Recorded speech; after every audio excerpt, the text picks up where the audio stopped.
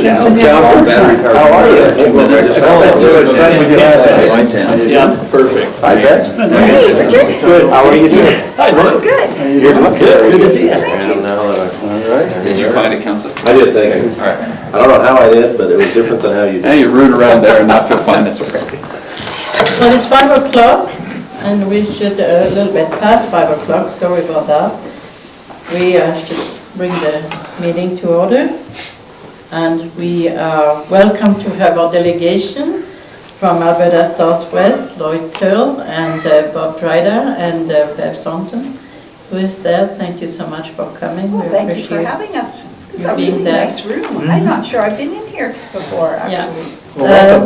They represent Alberta Southwest Regional Alliance and will talk to us regarding the very subject of maybe rejoining the organization. So we will have a prayer, and then you'll be welcome to do your presentation. Thank you. Get our blessing on this meeting here. Our Father in heaven, we're grateful to meet again as a council of the town of Cardston, and we're grateful for this community and for the people in our community and all who serve in so many ways. We pray this night for thy spirit, a spirit of friendship and of peace and of wisdom, to guide us in all the decisions that we make, and to let thy spirit of peace be upon all who come in our meeting, that they may feel a welcome here, and that our community may be a welcoming community. And this we pray in the name of Jesus Christ. Amen. Amen.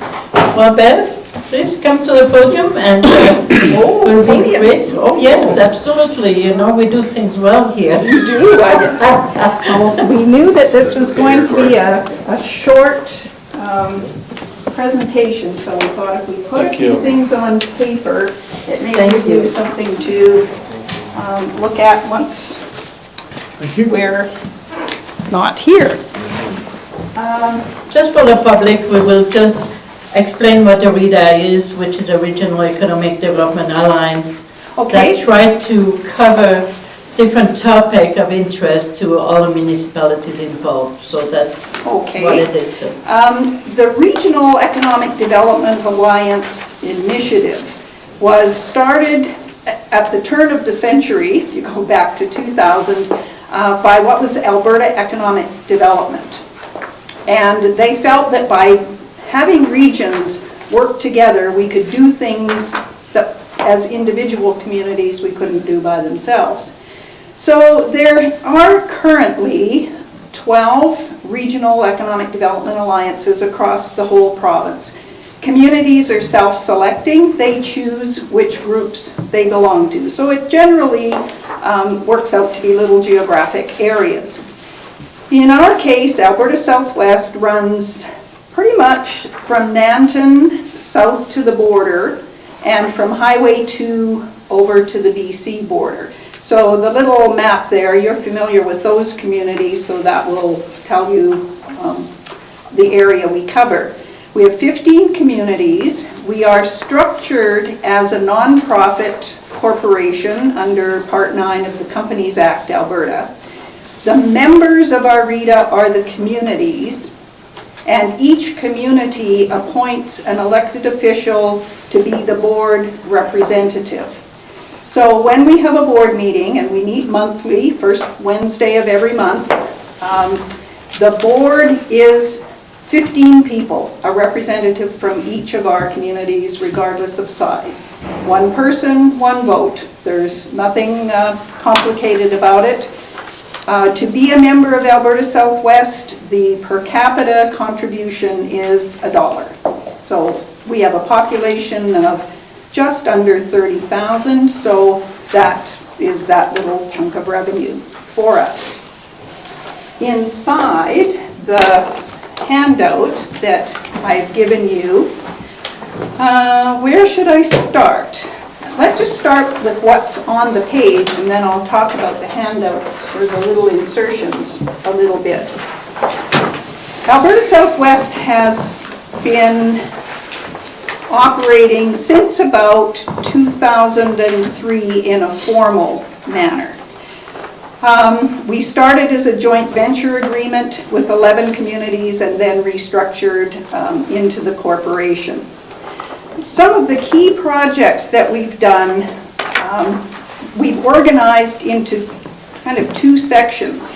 We started out a few years ago and did our regional Wi-Fi network. That was with support from Municipal Affairs. We bought radios, put them in each of the communities, and then branded it as Southwest Connect.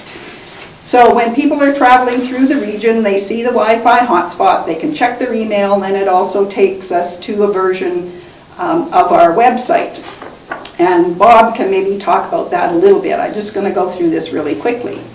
Another project we did in partnership with Gypsy Tour Guide Company of BAM is we have developed driving tours of the region. And Cardston is included in those because it just seemed silly to leave you out. Because if people are driving along and suddenly the narrative stops because it stops, that doesn't say anything except these guys didn't do a really good job of mapping all the places. We also have a regional website which has a regional business directory, an events calendar, videos, photos, community profiles, and Bob has been working really hard on working with our businesses, encouraging them to self-register on the site, and that continues to increase. So the communities, organizations, and businesses are really using the site and helping keep the content updated. Our regional business license program, we've been doing that. This is now in its 13th year. In case some of you weren't entirely familiar with how that worked, here's the little brochure that goes with it. Essentially, your businesses, if they want to do business in the other partner communities, come into your town office when they buy their business license, and for an additional fee, in this case $80, they then get a sticker that allows them to do business in the other partner communities without having to pay the out-of-town business license fee.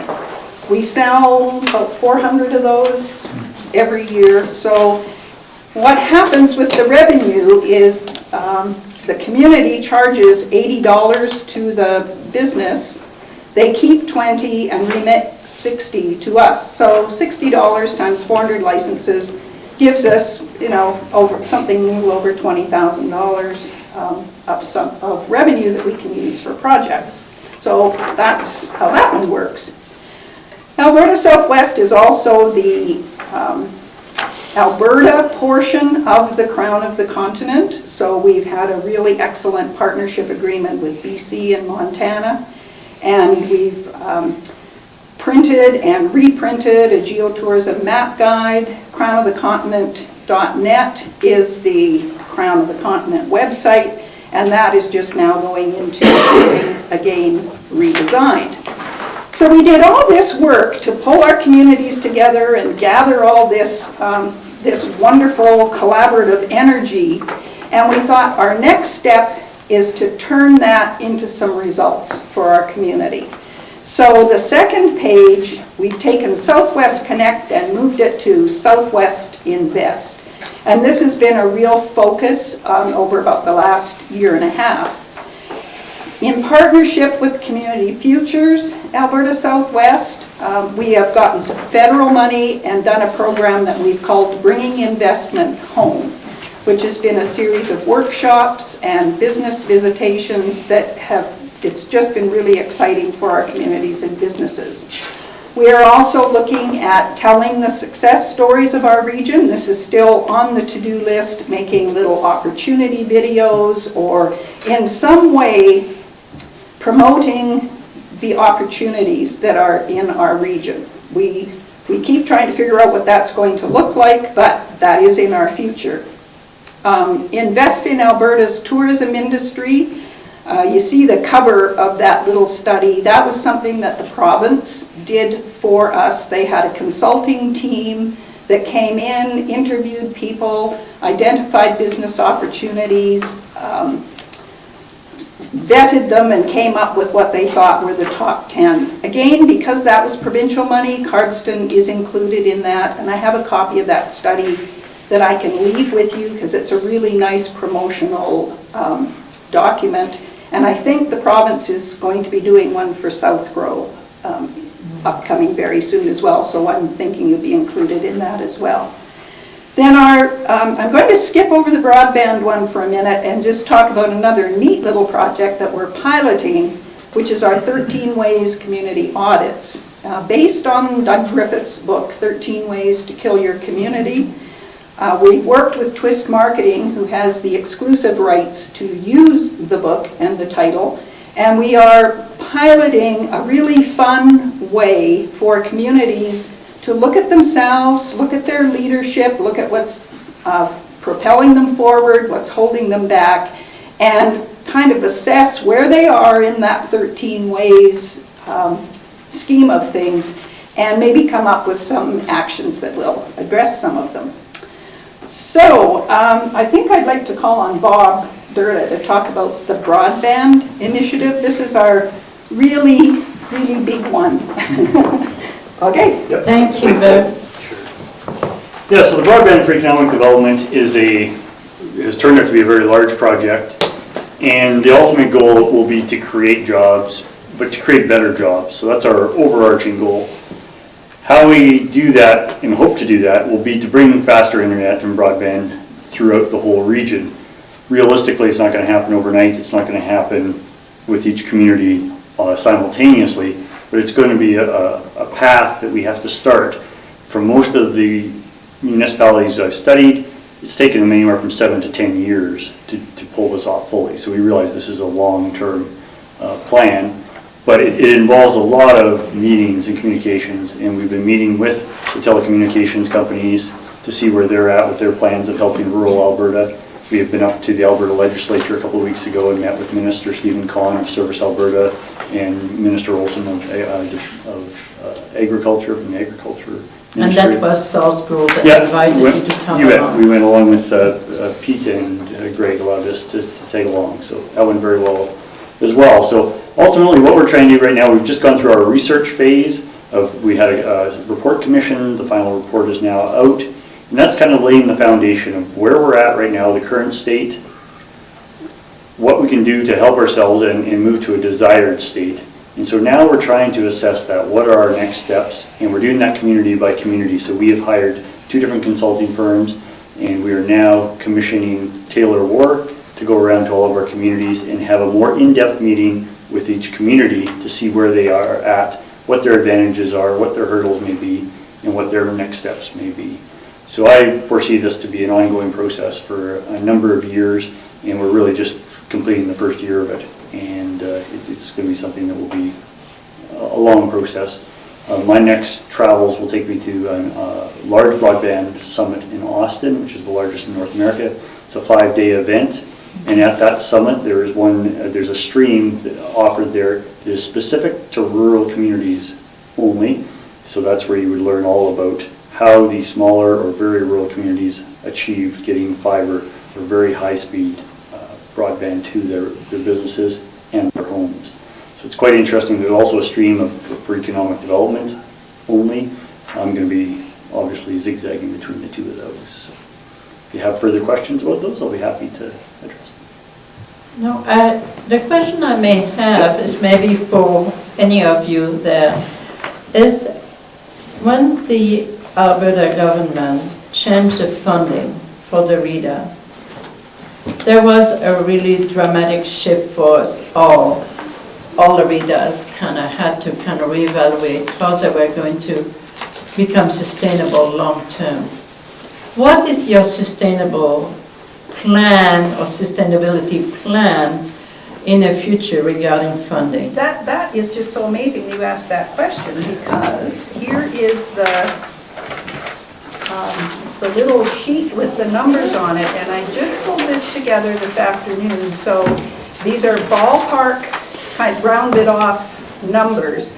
But going back to 2002-04, this is when Alberta Southwest was getting started, there was an exploration grant that helped us get organized. And I think Southborough did something around the same time, similar as well.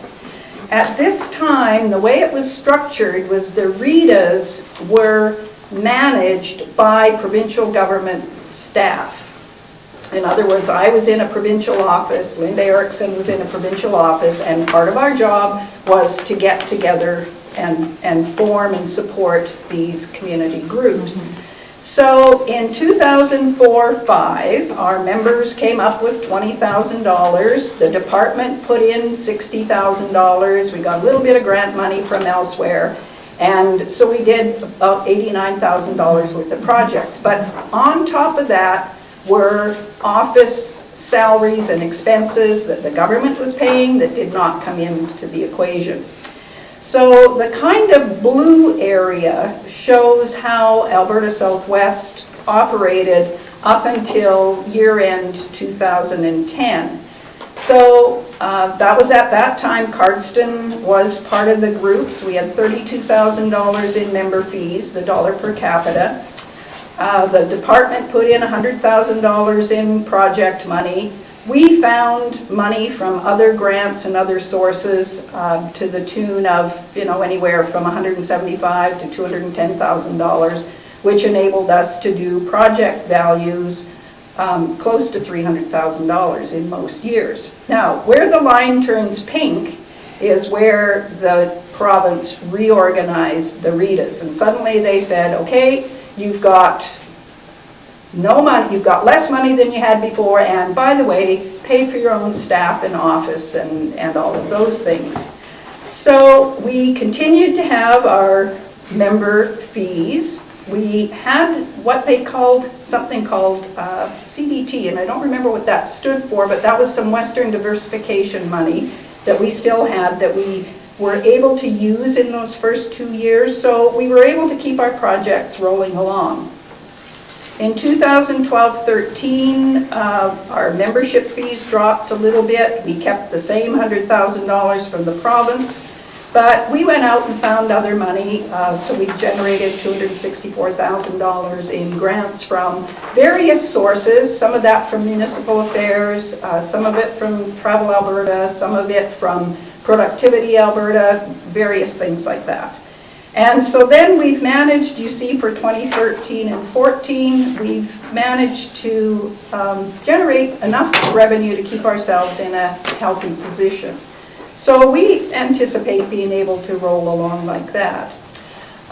When you look also at the member money, when you look over the number of years, and this is just in membership fees, there's $316,000 that's come in, but that's enabled us to do over $3 million worth of projects. So we can pretty much confidently say our dollars are leveraged, at least 8 to 1, maybe 10 to 1. So if the salaries for the organization are paid out of the project as part of the administration all of our the expenses. project, Yes, that's the way including you do it. Staff, contractors, Right. Conference fees, travel, all of those Right. things, yes. Thanks, that's good to know. Now, I know that the question that you have for us all is to consider rejoining.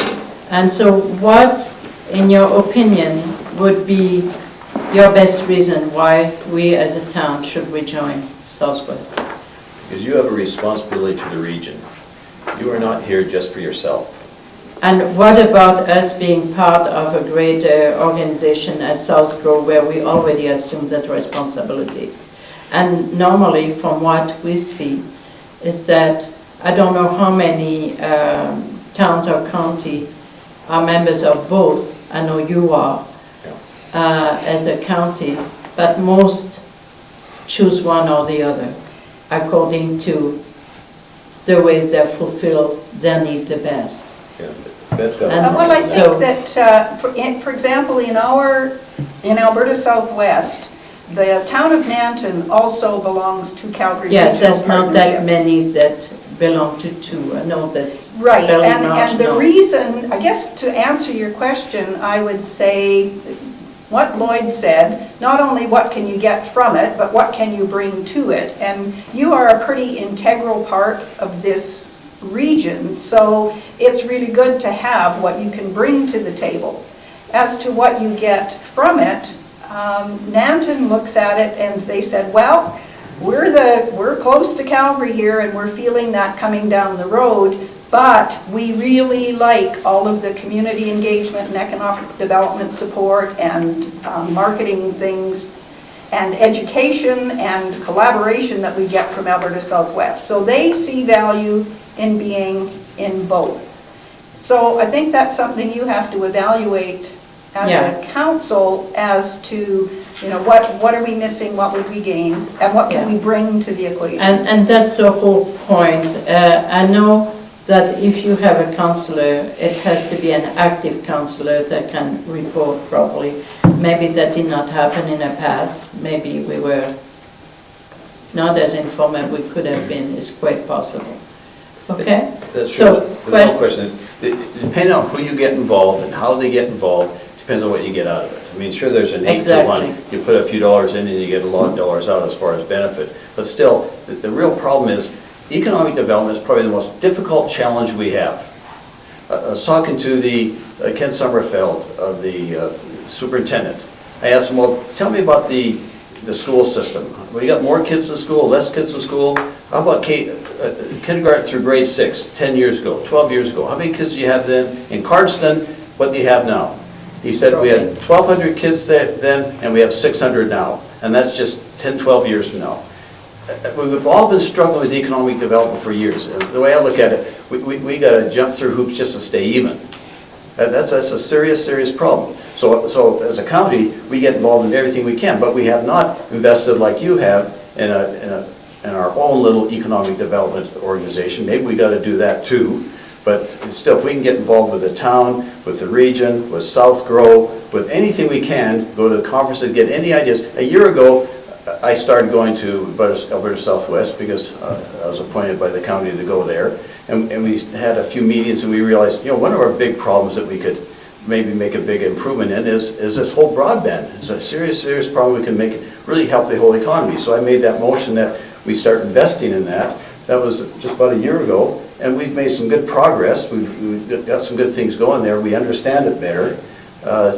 We need more ideas. We need people to come who will put some, because we got hundreds of thousands of dollars to spend.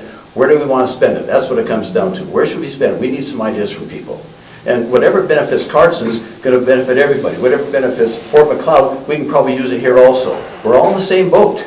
All these little towns are about the same situation. They're stagnant, basically. We appreciate your passion. We know you're very passionate. Thank you. Councillor Bengry, When I was you have a elected, question? yes, when I was elected to council, I'm going to ramble a little bit. I was confronted by a business person with the regional licensing. And this individual said, I do business in Fort McLeod, Pincher Creek County, Claresholm, McGrath, so forth. And he said, if I buy individual licenses for all of those communities, it costs me a real penny. And he said, why aren't we a member of the Southwest, where they have the regional license? We have tried to correct that between the county and the town, and Councillor Curl will agree with me that we do that between the county and the town, but we don't do that for any of our businesses outside of our community. And there was a reason why, if you remember. But Mayor, let me go on. Sure. I sat here and I looked at the list of people who could identify with this regional license, and there is probably 10 businesses in this town who does business out of town. And so we are here as a council to look at promoting our businesses and making our businesses stronger, because it makes our community stronger. Thank you. So the question would be, do you have a question for? I don't really have a question. Okay, thank you. other than those comments, that I think when I was on council in the past, we were a member of Southwest. Yes, we will. And I think that it was a downfall of representation on that committee that was the And that will be for us to discuss Yeah. later, and your Yeah. point is well taken. Councillor, please. On the previous council, I actually attended one of the Southwest meetings, in behalf of the council. I wasn't assigned to it, but I And you attended. said the blessing at last. meeting. Yes, I did. Yeah, I was covering for another councillor that couldn't be there. That was in Picture Creek. Are the meetings always in Picture Creek, or do you rotate around to the different communities, or different towns? Every month or- is a different town, isn't Yes, it? yes. So you do. In fact, I think I went with Mayor Scow to a luncheon or Yes. dinner that was hosted here at the Athens. Athens restaurant for Southwest one time. So you do rotate around to the different Yes. communities. It's a great way to get into our communities, and it's gotten to be a bit of a show and tell. For example, when we were in Staveley, they set out a wonderful dinner in the senior center, brought in what they felt was their very best restaurant. A local artist came in and put up a display. The communities are really proud of what they have, and it's an opportunity to share that with the other communities. When President Kennedy was initiated as a president of the United States, I remember the speech. I was a little kid at the time, about 3 years old. and I was It's a little not kid. what you have But I yet, remember the it's what you speech. give. And I remember the one line he gave. He said, "Ask not what your country can do for you, but what you can do for your country." I mean, I Yes. just, whoa, that just, Yeah. we need you in the region. You're the only one that's not in the region. We need your input, we need your advice, we need your help in spending the money. Thank you so much for your presentation, surely appreciate that. We will later on discuss what we will do regarding our membership, and all your points are well taken. Thank you. You are a very vibrant organization, we know that, and we appreciate being able to work with you on a regional level. South Grove works with you. Yes, And that's- we very much appreciate that partnership that we have established.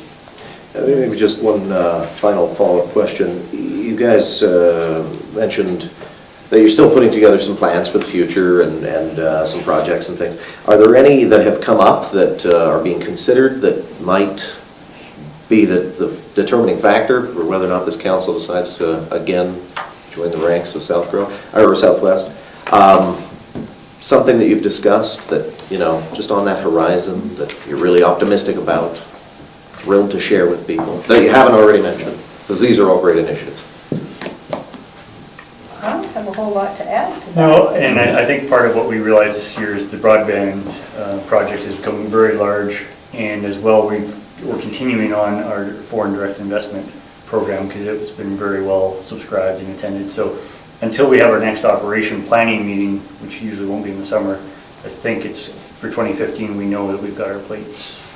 And unsure what will happen with the provincial budget. Now, the interesting thing about RETAs as a whole, and this is South Grove and us and everybody, is that the RETAs came up very well on the results-based budgeting process. So the branch is very interested in continuing to support the RETAs, but I don't hear that we're going to get an increase in things, but I also don't hear anybody worrying that we will get significantly less than what we've gotten before. So we're rolling along thinking things will be sort of on an even keel from last year, and hope there aren't any surprises. And as Bob said, these are large initiatives, so we've got many years of work. And just Bev in has this been the phase. most successful chief administrative officer for RETA in the whole province as far as getting other types of funding to make things work. One of the projects, you mentioned that 13-way study, that we've been spending, about $5,000 per community, sending some really smart consultants in there, doing the study, and then they don't just say, okay, here's the results. They'll come in there and they'll pick out 2 or 3 things as every community, is different for every community, really need to work on. Instead of spending $20,000 to getting a Mr. Cuff or something like that, we spend the $5,000 and we'll give you some useful information that's not just 100 pages long. Well, I wouldn't call anybody down if you don't mind. I don't think it's very wise, especially to come on our council and to give us advice of that sort. I don't think it's very well appreciated, but thank you anyway, sir. Okay, thank you. Thank you for your time. Thanks for your time. Thank you. Thank you very much.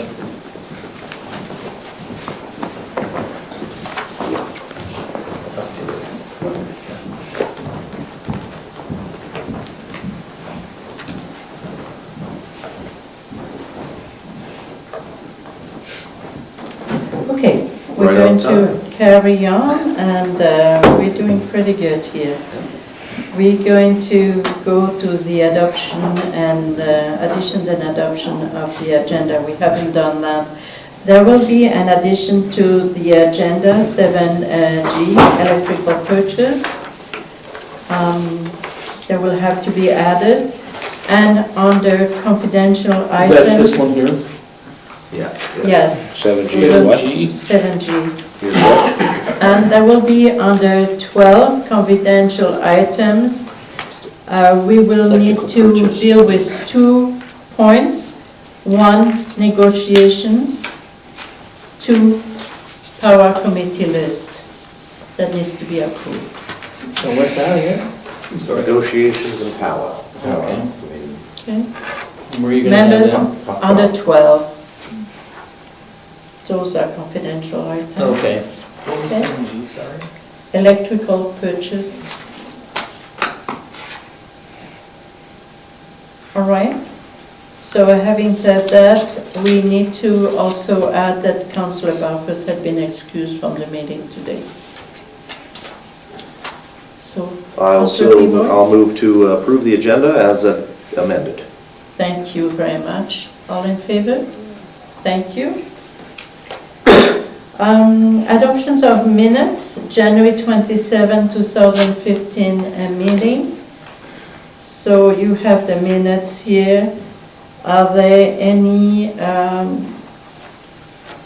questions regarding those minutes? If not, I need a motion to approve them. I'll make a motion to approve the minutes. Thank you, Councillor Edmonds. Any other comments? No, seeing none. All in favor? Thank you. Motion, minutes are approved.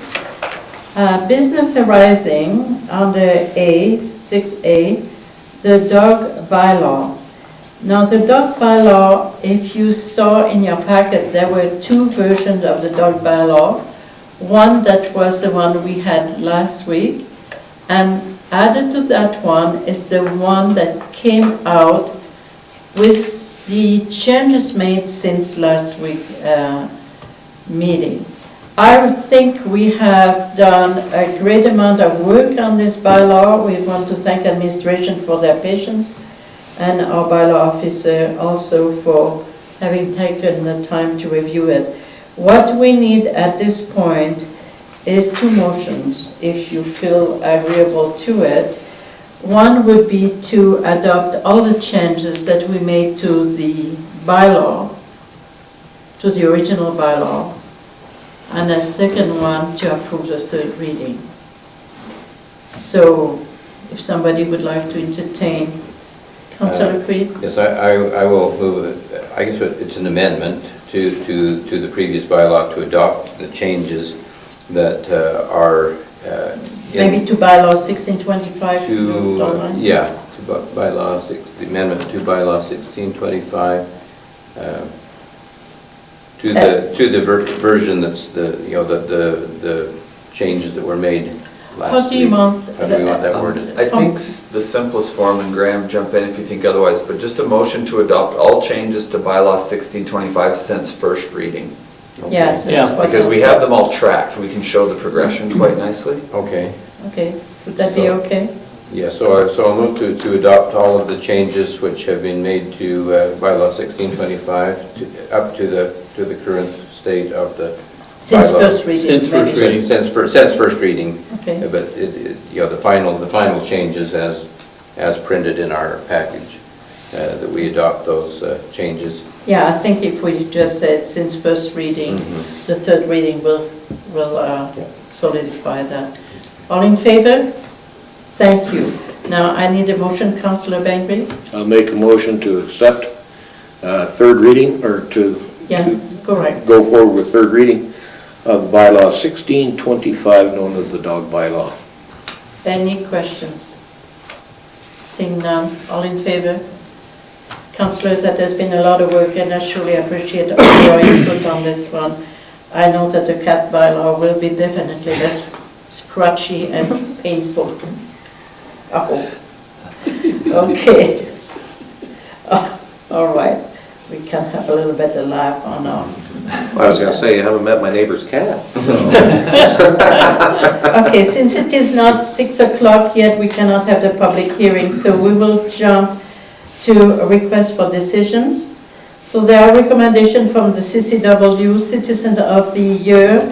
What we will need here is a motion to approve the Citizen of the Year program criteria as presented. Councillor Peavoy? Yes, I move to, just looking here,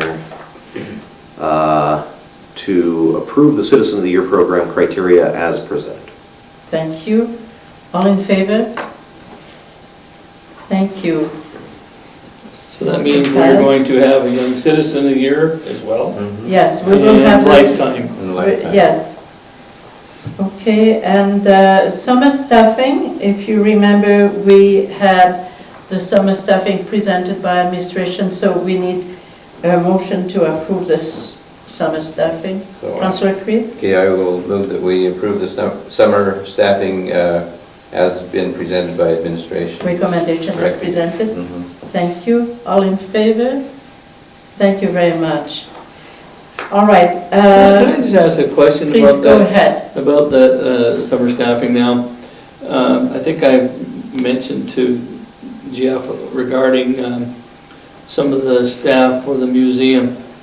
We had talked about the possibility of using some of the seniors and maybe splitting them up into split shifts so that they could be real interpreters, because a lot of these people know more about these things than perhaps some of the younger kids. Last year we didn't have as much success as we want, but I just want to make sure that we can do that. Maybe we can have 4 seniors work with that, or somebody on the board, I don't know, the Historical Society that has a passion about that.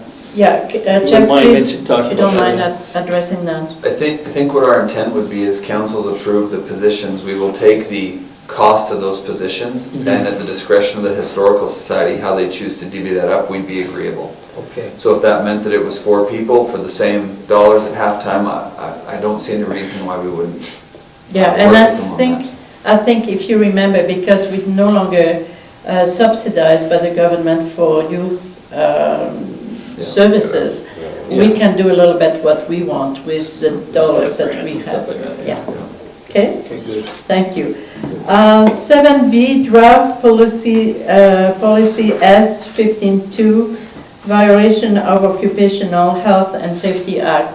And Jeff could maybe address that. It came out of the commission, of the committee, joint committee. Now, which one is this? 7B. Oh, right, here we are. This was one that had been in the folder for a while, and the Joint Health and Safety Committee kept asking when it was coming to council. So I normally would have brought this to a committee meeting, and I apologize, I'm kind of bringing it right to council. So I would understand if you want a little bit of discussion, but in essence, it's a policy. Policy S15A has existed for some time. As a side note, we're changing the number in the policies, but that's a side note. And it's had the first, second, third, or fourth offense for staff who violated OH&S. Now, what the committee wanted to have was the discretion that if you got to a fourth or one of the higher offenses where the ramifications became severe, the committee wanted some discretion on the part of the CAO and or the committee, because sometimes accidents happen, and while they are a violation, they may not be intentional or severe, and perhaps somebody shouldn't be terminated for that fact. But the policy didn't allow for that kind of discretion. Right. It was simply, enough strikes and you were gone. Now, I don't think, in my opinion, and I sit on that committee, is not that the committee is looking to disregard violations of the act and to give people more chances. But the fact of the matter is they felt that without any discretion in it, someone could be terminated from a long-term career for a very trivial reason. And this allows the discretion to sit with the CAO or the committee to adjudicate that incident after it happens. So that's the reason for the changes. Thank you very much. So essentially what you see there is that after 2 years, the slate is clean more or less, and we start the process over with the violations, which allow a person that has made an error or something, and within 2 years has not made any error again, to be absolved, and then the process starts again, which allows for a little bit of humanity attached to this. Yeah, just Councillor Peavoy. curious if, although I appreciate the changes and their intent, have we had an employee get close to that fourth offense? No, thankfully we haven't. We do pretty well when it comes to OH&S infractions and WCB claims and things like that. We have a pretty safe work environment. But we have had a couple of employees who've had a couple in succession quite quickly, so it starts to come on the radar. And in most cases, they're accidents. They're plain and simple accidents where there wasn't intent to violate the policy, and so it kind of hit the radar from that purpose.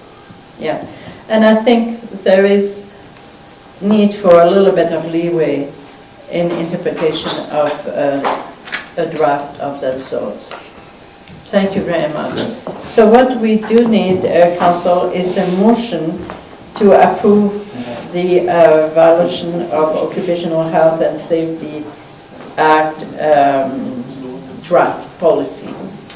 Now, are we looking for approval of the whole policy, or we're not doing readings on this? It's No, So the whole policy. it's just approval of the revision of. Okay. So I will move that we accept the amended draft violation of the Occupational Health and Safety Act policy, S-15-2. Thank you very much. Any other questions? Seeing none, all in favor? Thank you.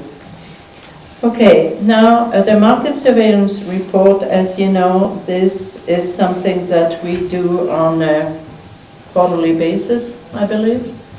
And so we need a motion to approve that market surveillance report, sorry. Councillor Bengry? Also move to accept the market surveillance report. Thank you. All in favor? Thank you. Now next you will see in your packet a letter to Minister Mandel. This letter is a little different. The one you given is a tiny bit different than the one that was in your packet. The only difference, I'm going to give it to you, is that the second person that was going to receive the letter was not John Switzer, last paragraph, but was Minister Manmint Buller of Urban Infrastructure. That was a request of the county. This is a joint letter which I wrote that's going to be signed by myself and Reeve Fred Lacey. And it was a follow-up to a meeting we had with Sean Shelton from AHS. And we felt that there is a risk for the project to be stalled one more time because of the funding, and we want to make sure that the process carries on. We were very close, and the oil prices not fluctuate as badly.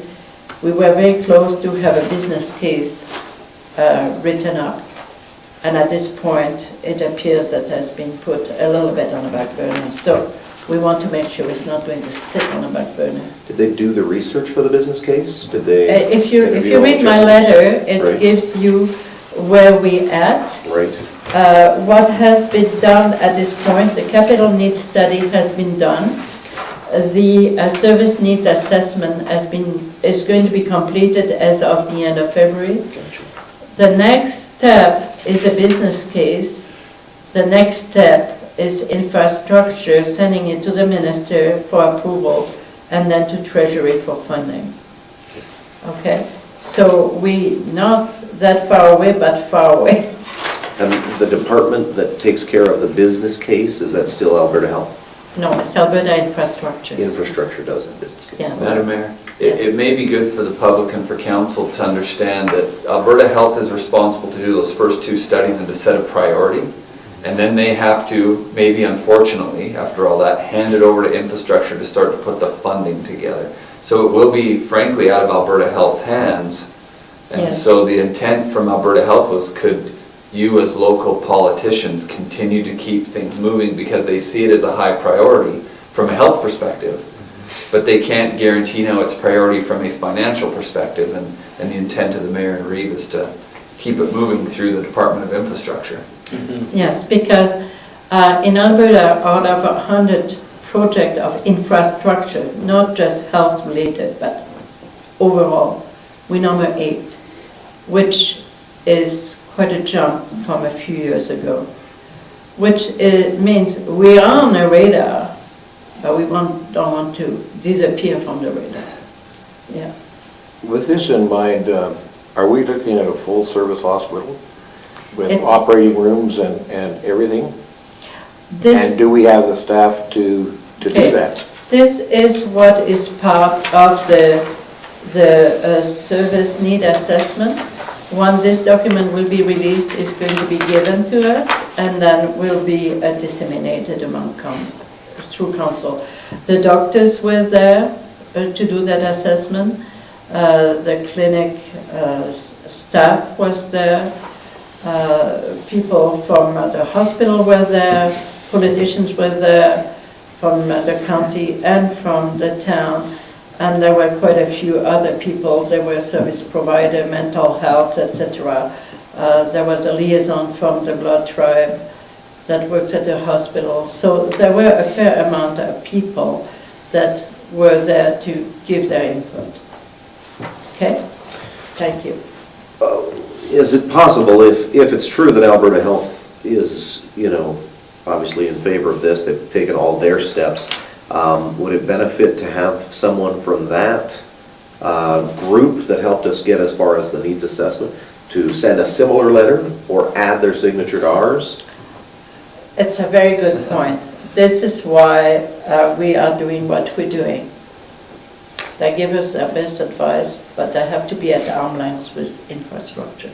Would Gary Bickman's name be inappropriate on this? It will be CC'd.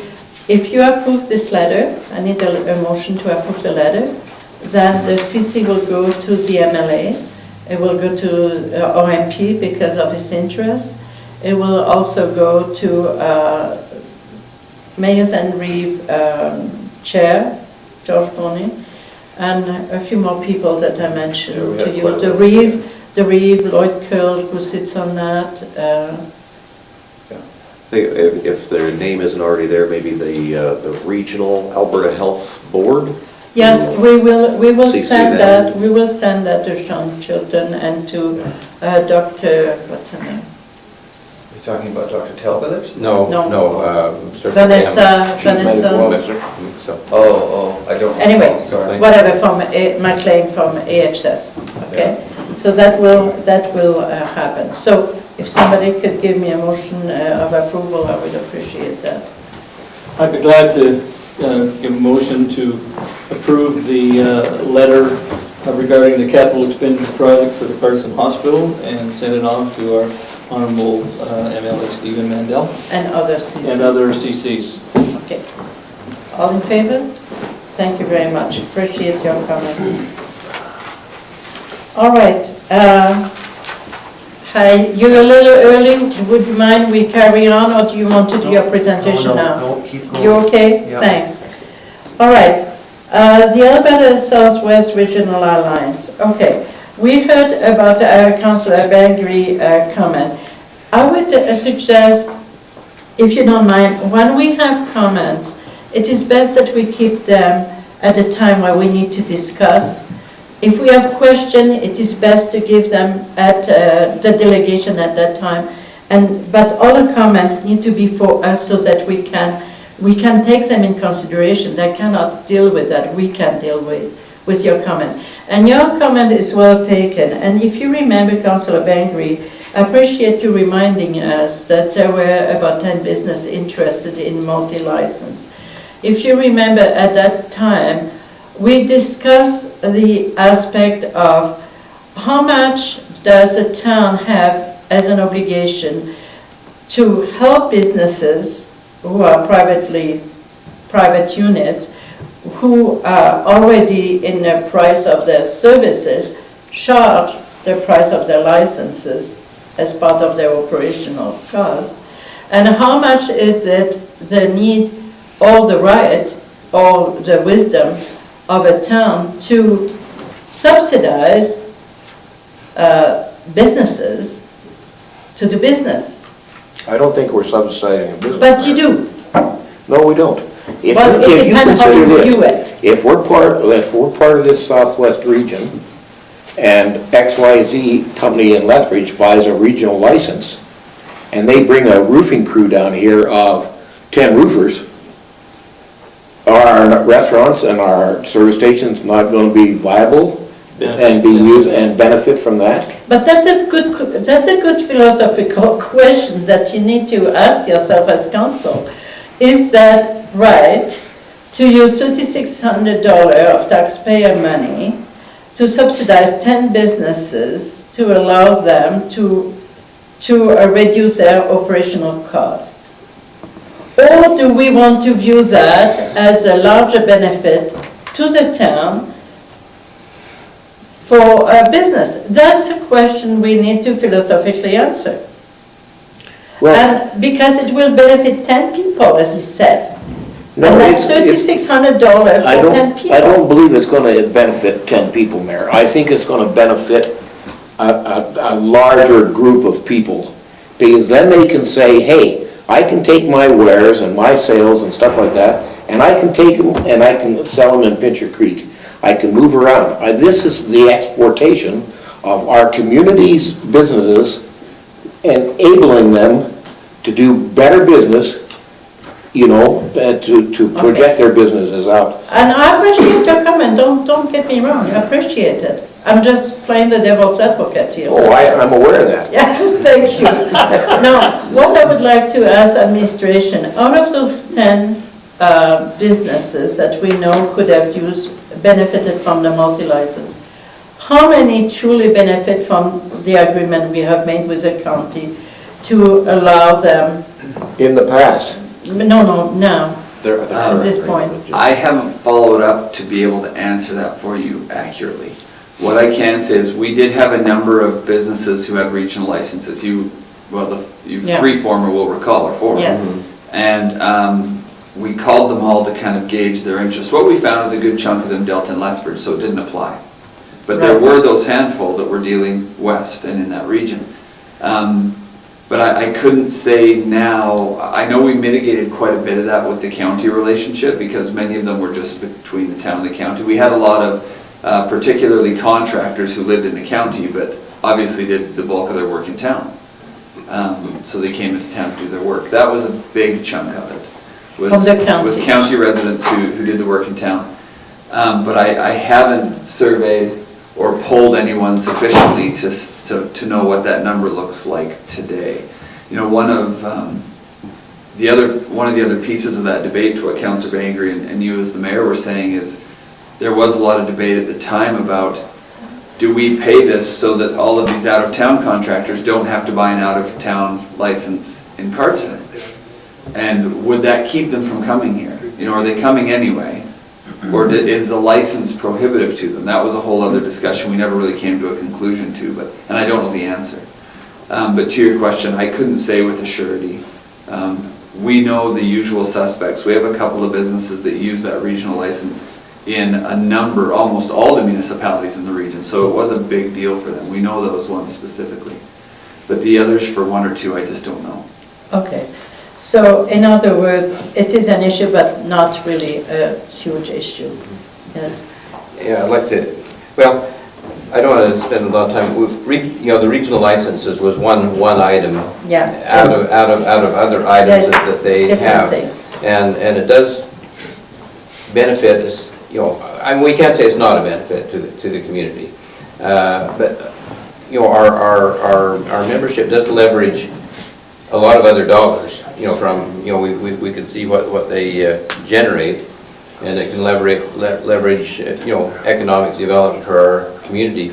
We're in a day and age where we really need regional collaboration. You know, with everybody that we can, and I feel like even to enhance our relationships with the county. And in fact, as we talked, I wondered if there was some way we could actually,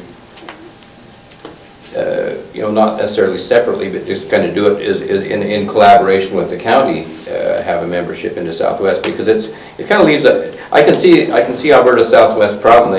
There's a little hole in their map, and it's Cardston, and it really makes sense that we are part of that group in some way. You know, even if we do it on the coattails of the county, you know, if there's a way to do that. But I think we need to somehow be involved in that group.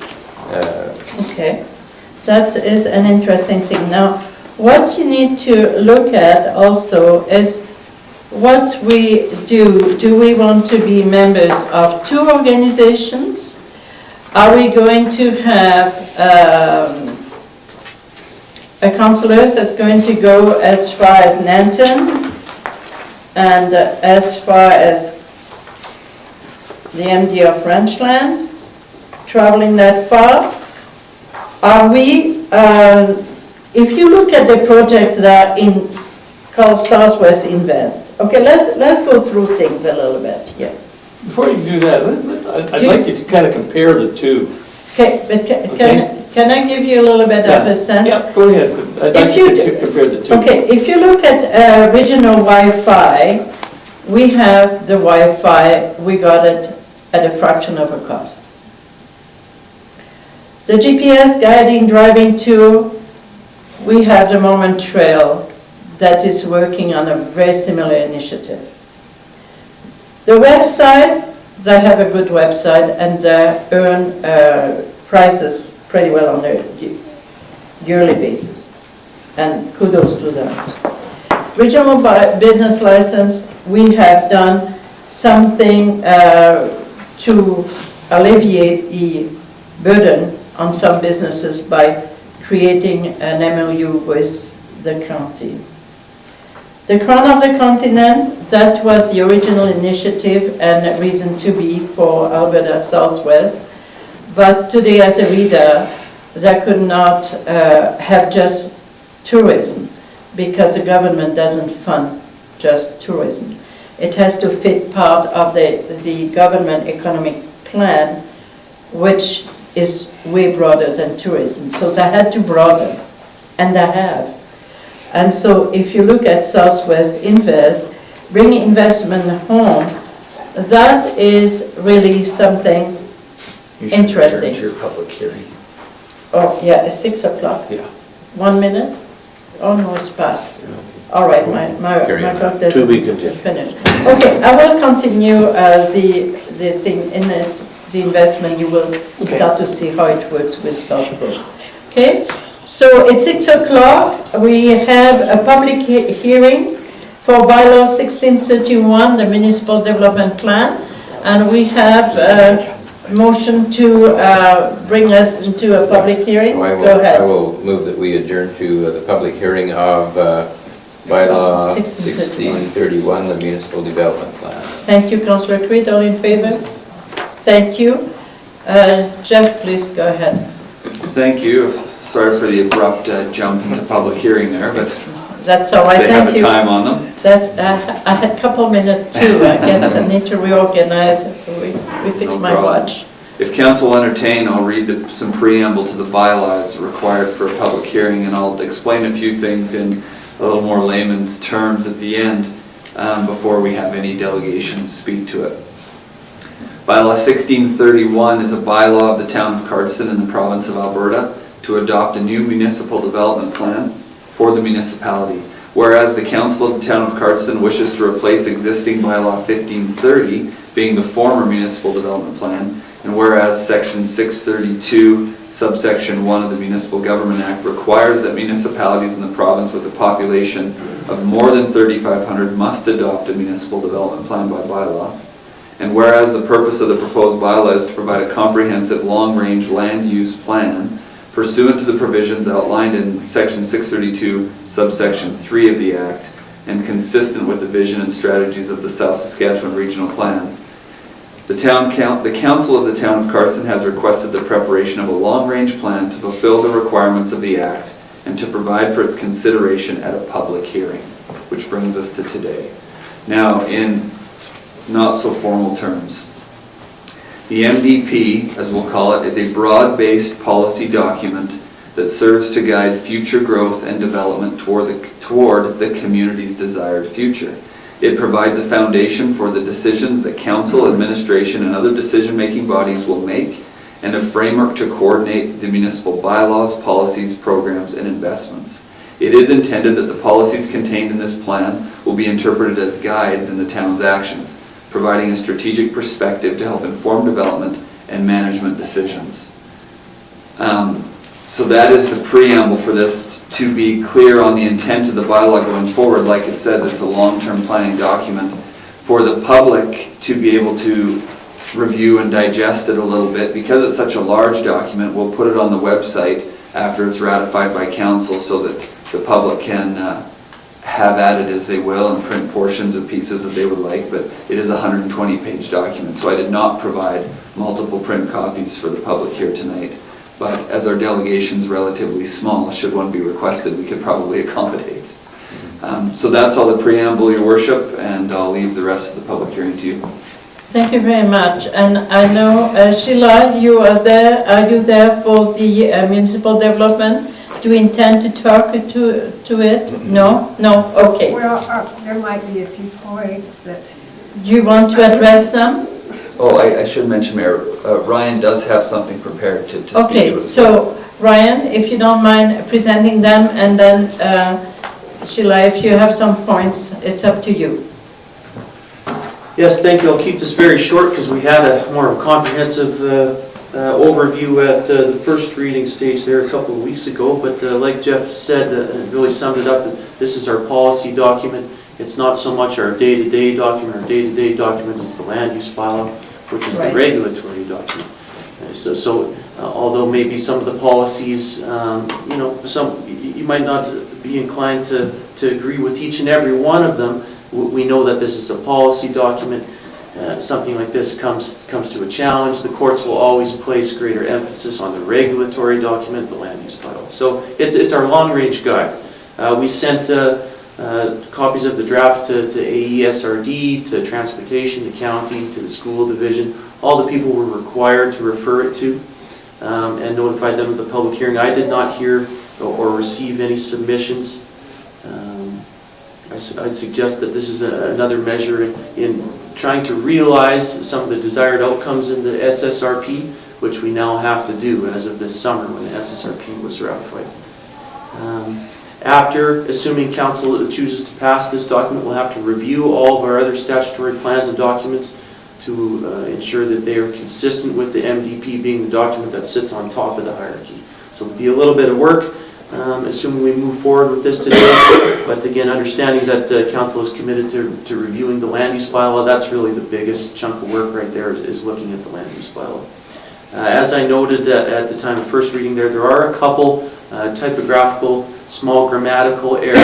I've noted about 15 or 20 of them. I do have a record of them if council wished to peruse them, but I would suggest that they are not material changes. They're just small grammatical type issues. We always catch those at the end and do all the formatting, that sort of things. But if there are any questions about those or suggestions, happy to answer any of those. This document was created many years ago and was reviewed by a committee that involved quite a few citizens at large from the community and from education, from businesses, from the Chamber of Commerce. I mean, there was quite a few people involved around the table, politicians. Councillor Edmonds was on that committee. and has gone through many reviews and additions and revisions, and I think we tweaked it quite a bit until pretty well the open house, when we had that open house a while back. So I feel quite comfortable knowing that much thought has been put in that document. And it is not the land use bylaw. The land use bylaw will come afterwards as a review. So it is a guiding document. It's a living document that can yet be amended when needed. Okay? Any questions? Yeah. Councillor Creed? Yes, if I could just ask Ryan, since this is basically it's a revised document from the previous municipal development plan, and you mentioned that it's partly because of the SSRP, the South Saskatchewan Regional Plan. Would you be able to just give us a quick highlight of the significant changes that were made to the document from the previous version, and just kind of what really, was there anything significant that was changed in it to bring it up to this? Yeah, no, I understand the question, and I think like the mayor sort of suggested, really not that much. That 10-year window is generally what we recommend is the term for which we should review these. So I think the time kind of came up that Alberta Land Stewardship Act and the land use framework and all that stuff came in around 2010 and afterwards, so I think that was maybe partly the impetus. Like I say, I'd suggest that there's not much difference in terms of policy. There are some policies. I talked about the considerations for the subdivision authority when taking reserve a 400-meter walkability buffer. I think that's in one of the maps there. That was definitely a new thing. We had some things with respect to considering the proportion of residential to non-residential assessment when we have applications for rezonings in front of us. Things of that nature. But I think it really just expands upon the 2003 document, fills in some of the holes that we noted, but no really significant changes I would suggest. No. I really didn't feel that it affected us that much, probably because we're more urban in some ways. Yes. Okay. So if I get this, the changes that are here in color, the rest of it is all previous, the previous document, and these, I'm looking particularly at page 48, and they've got some things crossed out in yellow, and they've got green added there. So is that the changes that were made? I do not know which version you have downloaded. This is an October. Yeah, that must be the previous draft. You don't have the late, you're not January looking at the 27th latest. is the one Guess I we're don't working have it then. January on. 27th is the one you council should meeting have. is there. If you remember, it was given at the January 27 in your packet. Well, I think that's where I'm at. Let's just look and see. Double check. Yeah, I'll make sure. I was looking at the same Nolan? draft, so. The document that you guys got It is in in the- January had the green highlights of what was taken out and what was added in. Oh, okay. And those were only the changes between the public hearing and the time that you got it, because they were only the grammatical errors, changes in the way it was worded, taking out things that we knew were not correct, and just clarifying some of the stuff. We use those to track changes, so the committee and staff were aware of what was changed, so there's you didn't have to go through the whole thing to try and ascertain. Well, sorry about that, because I got the latest version and it was a printed version, so I didn't see those colors. Okay. Anybody from the gallery would like to address that? What is in Hold on, here? just Yes. maybe, where's the question going? The question should go to the chair. Yeah, Sheila. so this is why, Sheila, if you want to come to the podium, you I just okay? have a couple of questions. I don't really want to be. No, I mean, you need to address them to us because we're the one who approved the document. Are you okay? Yeah, the infill, it talks about filling up. Infill in the town, which means in the center of the town? So filling up all the spaces before they let anybody build outside of those spaces? It's just a way to renewal of the center of the town so that we are cognizant of the fact that the center of the town cannot just age forever, without being refilled. When they're talking Yes. about more density. Yeah, exactly. And the other thing here was, says regionalization of farm services, reduction of the number of farmers. Well, we don't have those, That's and, page 2. Those are the current realities. yeah. Those are things that are happening. Yeah, the first half of the report is really just reporting what's Yeah. going on. Background. Yeah, they're a reflection of the reality of today, that we're seeing regionalization of farms. The small farm is disappearing in rural areas. Oh. It's not Yeah. a policy piece. It's, Yeah. Not a It's, plan. yes, it's not the a plan. data, the Listing state of symptoms. affairs as it is today in our town, or in the region. The other question was about the expansion. Cardston is not expanding population, but, so you're talking about expanding health services. Can I help you a little bit? Jeff is going to address some of those concerns for you. So let me touch on infilling for council information for Mrs. Clare. Infilling would be considered a reasonable practice when you're looking at the expansion of utility infrastructure. So I would suggest in the document, to Mrs. Clare's comment, it is not a precursor to extending infrastructure. It's not a requirement for us to infill all of our core locations before we extend, but it is a good practice where it's reasonable to not extend miles of infrastructure if we have space where infrastructure currently exists. Is that a fair statement, Ryan? Yeah. Okay. And as far as expansion, the other thing that's addressed is, it is recognized, and you'll remember that Ryan talked about this in his presentation, looking at different trends of growth, the town has to plan for where that will go. We don't know how they're going to actualize, but we have to plan for that growth. And so what we did find is, looking at our growth pattern, we have sufficient acreage within the current boundaries to accommodate, quite a bit of still long-term growth in the community. So, But these are services expansion, not population. okay, but they would expand they would have to go proportionally with the population, for sure. Yeah, you do Yeah. projections, and then you figure out what kind of services you have or need to add if scenario 1, scenario 2, scenario 3. One last question. Is there any discretionary, do you have any discretionary, say, in this SSRP plan? The SSRP It is says a you shall document. comply with their SSRP. Okay, that is shall comply. It means So no Yes. discretionary. Shall comply. That was it. Thank you. Thank you. For council's benefit, there are 4 parts to the SSRP, right? There's the background, implementation plan, strategic plan, and the And the regulatory policies. details.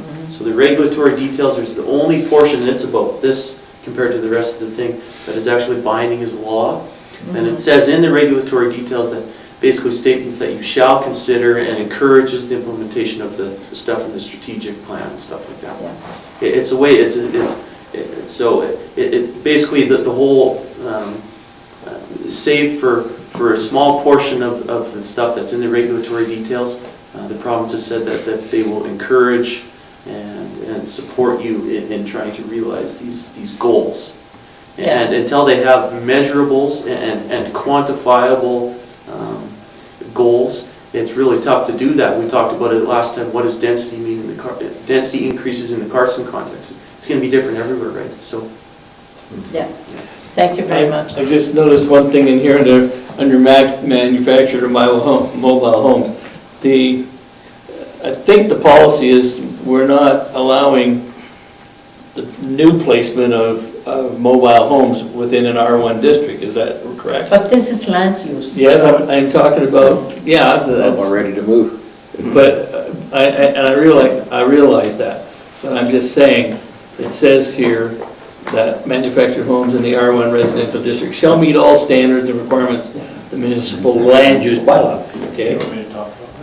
Well, it is our policy that generally they're not going to be allowed in there, they're going to be in a separate area for mobile homes, right? Oh, you're talking about manufactured homes? No, I'm talking about, a manufactured home. I'm talking Which about isn't the same, is not the It's same not as a the mobile same at home. all, then, Well, They're not the it same says, it as also mobile. says under 6.12, the land use bylaw shall provide the standard for the placement of mobile / Yeah. manufactured homes, Land use by. both within and without the mobile manufactured home Right. parks.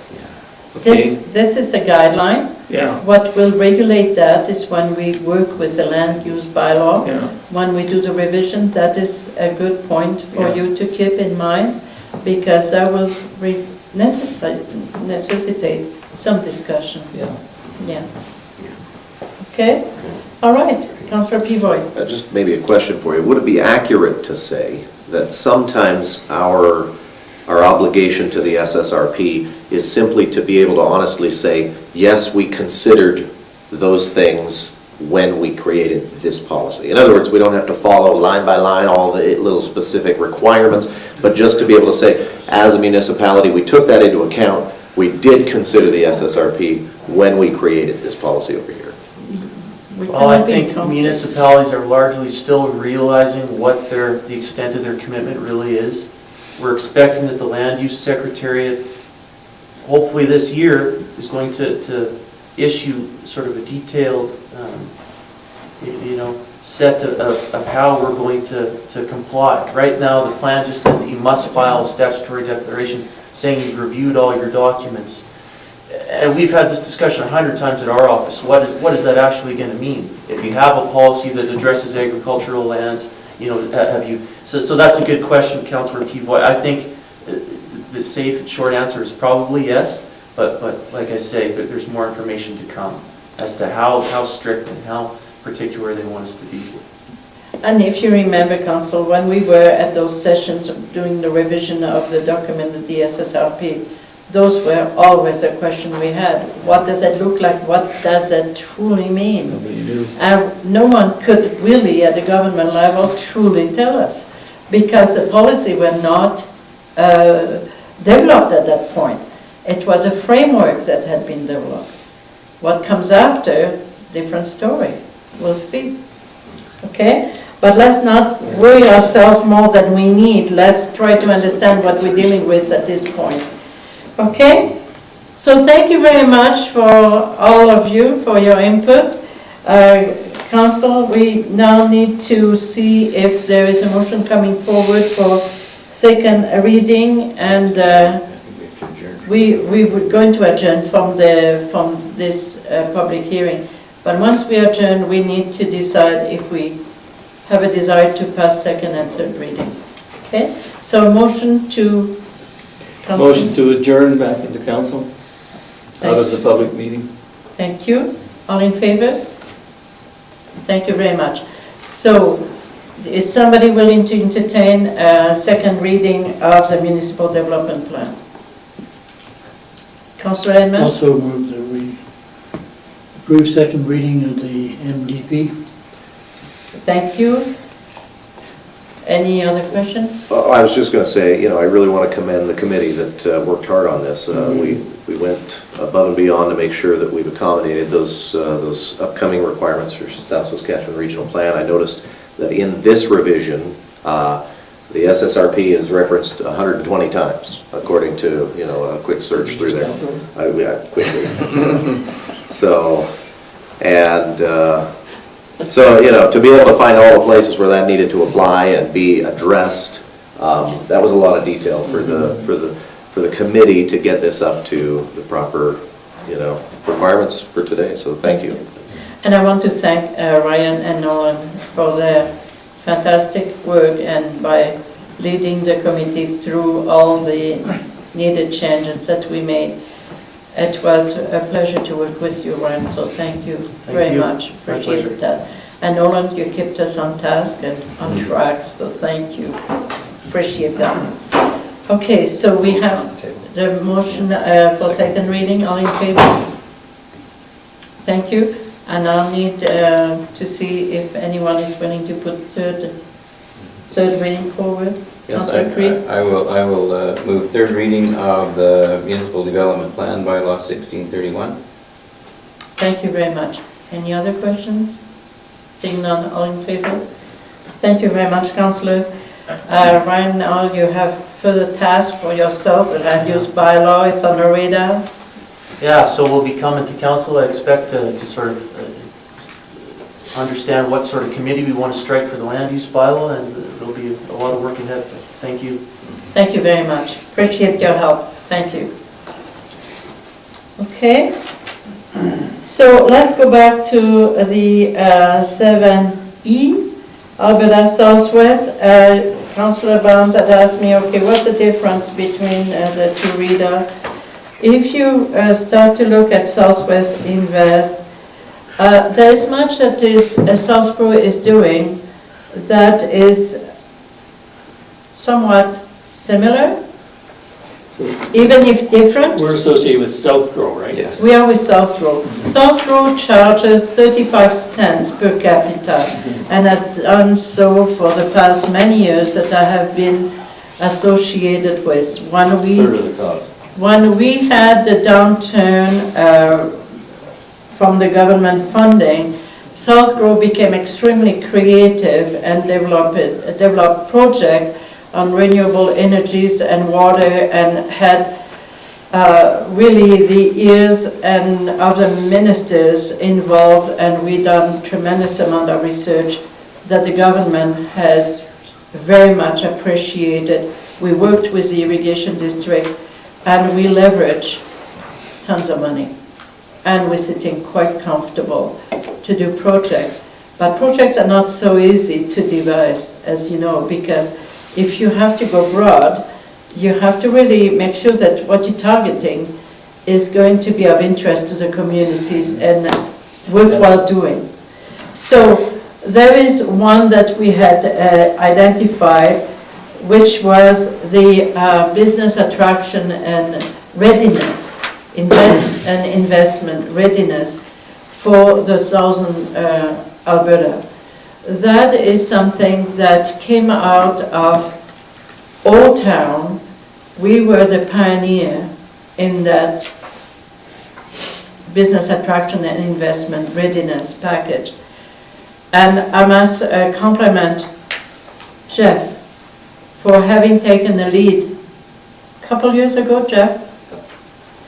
And that came from something that I was interested at 2 years ago when I was in ECDEV, and just had passed it by Jeff and say, hey, you know what? I think I'm going to look into it. And he developed a document that you saw At the planning session. At the planning session. And that is something that he did on his own with Ryan at the time. And it's a fantastic document. We wanted the county to come along with us. I don't know how far we went with that. So. And so now the county is doing it with Alberta Southwest. We did it on our own. But that document has become a document that Raymond has now duplicated, that McGrath wants to duplicate, and that Southborough is now promoting through all their members and leveraging money to have that very study and document done for all the members. The idea is that Southborough will then have a regional document that will be of value for business investment in the region altogether. So we're doing something that's maybe a little bit bigger in perspective, but could be complementary also. So invest in Alberta tourism industry. If you remember, when we decided to leave Alberta Southwest, it was essentially because Jeff had leveraged money to do more with our dollars than what was going to happen for us then. It was more targeting the town need and resources. So am I correct, Jeff, in saying that regarding the tourism dollars that you managed to leverage? There was some discussion at the time that we had the opportunity, particularly looking at our neighbors down Highway 5 with the Mormon Trail, that we could leverage those same dollars to cooperate with them. And at the time, the council felt that was potentially a better placement of those as far as the tourism dollars would go. Right. The broadband is something that we were quite interested in at the South Grove level, and we were the one who initiated the meeting with the ministers. In fact, we sent them a letter and the minister asked us to go and meet them and are interested to have us at the table to carry on the study of the feasibility of broadening the broadband. We felt that Southwest would be a good partner and should also be invited. So we invited them. So that initiated, we did. But that's a different story. Altogether, we need to work together on that one. And we feel it's important to do so. The 13th Way community audit, if you remember, we did read that document. It's a very interesting document. I don't know that we cannot do that application ourselves, exceptions, and figure out how it looks for us. I don't know that it will add tons to us. Yeah, I was gonna say, if this guy's got the franchise rights to that, I don't know that we could jump on that. I'm not so sure that if you take the 13 ways to kill a community, if you study it, which we did, and if you take some elements, we saw elements as of involving youth. We now have a mayor youth council that's working very well, that Raymond wants to duplicate. We also have done a presentation to seniors. We can do more in that field. We have done survey with them. So there are things that we have done out of that book. The water, the need for clean water, we are very cognizant of the fact that sooner or later we're going to need to work with the county. 10 years, 15 years down the line, our water plant will need to be upgraded. So it will be wise to use a partnership. We know that. We have an MOU in place. So businesses, regional economic development is very important to us all. We have in our shared service a recommendation to maybe look at the regional economic development officer. So it's not as we are not interested in working in partnership. We are interested to work in partnership. But is Southwest the best way to do it? I understand Councillor Creed saying, is that a way to show a goodwill toward the county? But do you join a reader for goodwill and then you have a councillor that has to travel everywhere? And how committed is that councillor going to be to do that every month? You have to decide that because there are costs, there are time, there is reporting, there is being actively involved in all the project. Right now, South Grove is going to review how we do business. We might revive the committees rather than work on projects, and then you will have renewable energies, and then you will have different type of committees that might have to come to light. I don't know. Councillor Creed. When we talked about the Mormon Trail Initiative, and I don't know where it's gone, but there was some discussion that through the Mormon Trail as a Mormon Trail group, we could possibly be part of the Badlands Association, which is another RETA. If we're thinking that way, and I always like to think outside of the box, is there also a way that we can think outside of the box and be able to maybe be part of Southwest, in conjunction with the county, rather than maybe a separate membership and work, through the county or with the county to do that? I mean, is it possible to explore those options? Right now, as I told you, for the next 7-10 years, their mandate is a broadband. Yes, I know. But that's where they're going to put all that dollar. And they're commissioned a big study, and good for them for having done that. But it would benefit our town. And I mean, this is the dilemma I have, is because we are part of the county. And, you know, if they bring broadband to the county, it's coming to the town.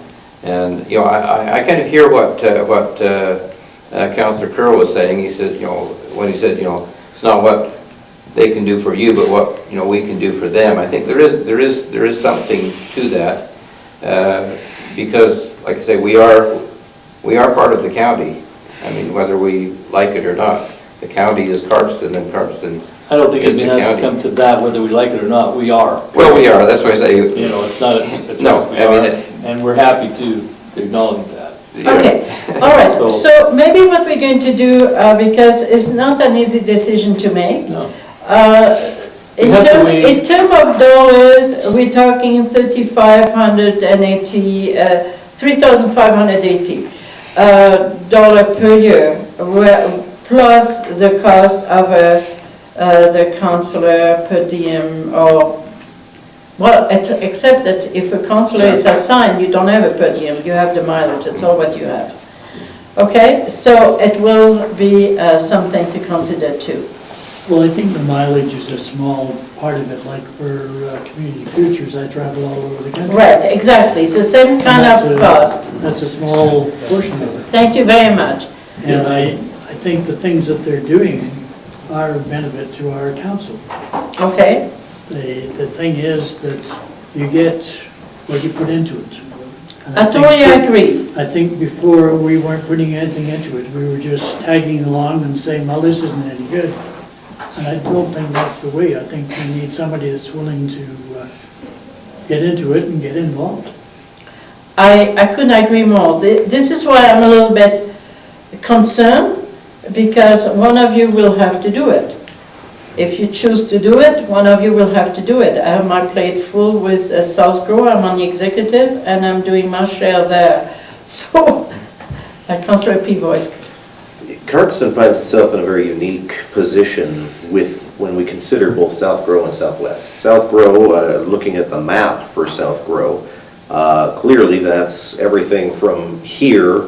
We are the extreme western border of the South Grow communities, and then it goes entirely east Right. from here. Totally. Including Lethbridge and as far as Tabor and, you know, almost into the Medicine Hat area. Totally agreed. Whereas Southwest is interesting because we find ourselves right in the middle. We are the extreme eastern border of Southwest, and it goes the entire The other other way. direction. So it's interesting that even if we weren't members of either one, they'd both be tapping into, you know, hey, Cardston is a great reason to come to this region. So it would be ideal if, you know, we were one of these communities that found itself in the middle of a RETA, and then they only just really have one choice that makes sense. For us, we get benefits from both our eastern partners and our western partners. And as Councillor Curl pointed out, even without paying them our membership fee right now, we're seeing quite a bit of the benefit of what they're putting together. And from his perspective, part of, you know, our reason to be a member is out of obligation for all the benefit we're already seeing from the efforts of this group. Now that's one thing. I sit on the Chamber of Commerce, and so if I may, let me just change hats for 2 seconds. The Chamber looked at this really closely recently. From a business perspective, it came up, hey, wouldn't it be great if we could tap into some of this regional licensing? And we looked at it from a chamber. Apparently that aspect has two sides, because the minute we join the association, now businesses in other communities can come and compete with our businesses on the same footing.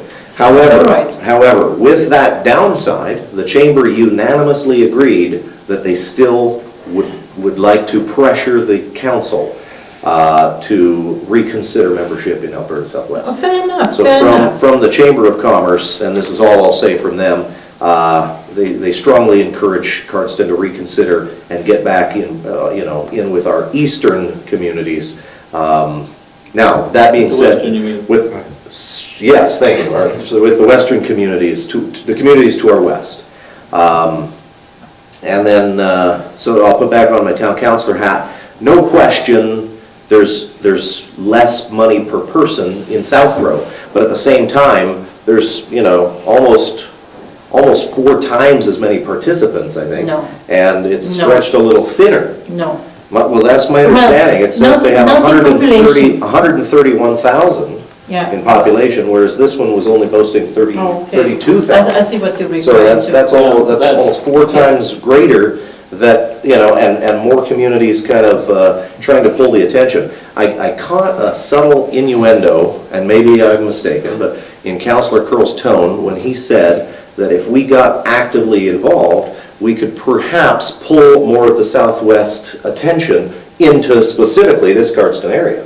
And did you catch that? So he was basically saying, and if his number is correct, and the benefit is 8 to 1, the amount of dollars that would directly benefit versus the dollars we put in. As Councillor Creed pointed out, it is a good dollar return on investment. If that number's true, right? And I'm not saying that number's true, but if it is true, that seems like we might see considerable benefit for that. Now, all that being said, I understand we've also made commitments with the Mormon Trail, and clearly, when you look at the maps, the Mormon Trail makes more sense with South Grove. All the South Grove community, all the Mormon Trail communities are within the South Grove borders. None of them are in the Southwest. So again, that's why we find ourselves right on that edge. We are in both the Southwest borders and in South Grove borders, and we're gonna get the benefit of both, whether we join both or not. So, in my opinion, and I'll just state this, I believe we do have an obligation to participate in both and to gain the benefit, whatever benefit we can from both. I'd like to see us reconsider getting back into this. Councillor, I appreciate your reasoning. Thank you very much. Councillor Barnes.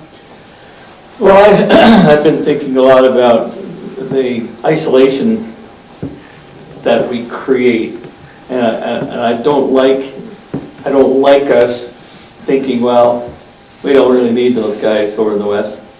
And that's the feeling I'm getting, is that maybe that they're starting to think that, we're getting benefit, but we're not contributing. And I really, I keep on thinking, what can we do? What can we do? Because I think that there's a lot of stuff out there in the Western region that we could benefit them too, and help them with some of the successes that we've had. And I don't think it hurts to collaborate with them. I think we need to be a little more open-minded about that and not, it's not a large outlay of money. And I think the benefits far outweigh that. So for that reason, and I'm not going to say an awful lot, I just feel that we should be involved in the Southwest too. Okay, so here is something. We have not planned that. I know Councillor Bengry, would I be correct in saying that you would be in favor of rejoining? Absolutely. Yes, so I can see that that's where we're going at this point. Now, here is my next point then. Who is a councillor around the table that would volunteer to add to their plate and go to all the meetings monthly, knowing that you have to travel as far north as Nanton or the MDR Frenchland? Because that to me is essential. It cannot be that we join and say, well, you know what, I can't make it this month, or I'm going to get so-and-so to do it for me this month. Would you like to go for me? I am the ex officio, and I appreciate that, but also appreciate my plate is fairly full. So, if you're going to do that, if you want to do that, you have to decide, do you want it for this year, as of now, next month, or do you want to do it as next year, in next budget? That's another thing we need to consider. So, up to you, you decide. I'd like to hear a little from administration. Before he was our interim CAO, Jeff was over a lot of this, and I don't know what great changes they've seen. I recognize that they maybe had a couple of years there where progress was just clunking along. Do you think it's in our best interest to reconsider at this point? Please go ahead, Jeff. That's a tricky question. So, I've been keeping some notes here as you've talked, and I have a lot of thoughts on it. I want to preface any of my comments by saying, never in this whole debate in the previous council, will recall, was it about Bev Thornton or Bob Durda or anybody involved in the organization. They're exemplary people who are excellent at what they do. Yes. So that's never been the question that we weren't getting the leadership from the RETA or that we weren't getting the management from the RETA. I want that to be very clear. I think highly of both of them, I really do. At the time, it was really more a question of RETA sustainability than it was whether or not we were getting benefit out. And some of you will recall, and the mayor mentioned it when she asked Bev this very thing, that we gave notice to Alberta Southwest. We had to give 1 year notice, and the council at the time gave that notice and said, if you can bring us a financial model that shows long-term sustainability, we will reconsider our position. It wasn't about programming, it wasn't about geography, it was none of those things. It was, we don't know that you're going to make it. Because none of the RETAs at that time thought they were going to make it. It was a bit of a scary time for RETAs. And we never got a response. So council felt at the time they had no choice but to follow through with leaving. And we did. Now, since we've left, have there been things that we've missed out on? Sure, there's been good things we've missed out on. Have there been things that have been to our detriment that we've missed out on? I don't know. There are a couple of things on the horizon of Alberta Southwest that I like very much. One of them is the Gypsy Tours, and I think it can follow well with the Mormon Trail whole initiative. That isn't to say we can't contract Gypsy to do the same thing. But a lot of work has been done on our behalf, like Bev said. They've done a lot of the Cardston mapping and things like that. The other thing that, I don't want to put this because it sounds a bit cynical and sarcastic, but one of the conversations Bev and I had at the time was, Bev, you're going to continue to provide benefit because we have the Remington Museum here, and Alberta Southwest simply isn't going to abandon the provincial historic or provincial museum. You're going to continue to work with them because they're here and they're too significant to ignore. You have to drive traffic there if you're going to do some of these initiatives. And to their credit, they did. You know, they continue to recognize those big partners. So there was a funding model question that never did get answered, and Bev alluded to it here, and I do believe that hopefully the RETAs are finding different ways to stay sustainable, and so is Southgrow. I don't think you have a huge financial debate here. It's $3,580, and yes, it's significant, but it's not huge. But you also have a political question here. It has been a sore spot between the town and the county that we left Alberta Southwest. It is a source of concern for Councillor Curl. And I will say specifically Councillor Curl and not the county. Because by and large it isn't a concern for the county, but it is a concern for Councillor Curl, and I respect that. Councillor Curl's on our economic development board that the town has representing the county. And it is a source of concern for him, and you heard him talk about that tonight. And his constituency directly encircles our town. Yeah, no question, Yeah. no question. We have the mayor, she was on Southgrow at the time. When this decision was made, she was a rep for Southgrow and has always been an excellent ambassador for Southgrow. Councillor Curl is an excellent ambassador for Alberta Southwest. And so we have local councillors in executive positions on those boards. I lump in Councillor Curl as a local councillor. So you can see why the priority may be where it is. I can't tell you how things will play out with the Badlands, with the Mormon Trail. Councillor Creed is right on the nose here with, we talked about, could we somehow be a part of the Badlands via our relationship with the Mormon Trail communities, and could they be a part of Alberta Southwest via their relationship with us? That conversation has happened. Yeah, we don't have the answer. I don't know how that's now. going to play out. I've had some conversation, for example, with the Badlands. To the Badlands' credit, they have taken us along for the ride on everything they've done with the Mormon Trail communities without ever asking if we want to be a member.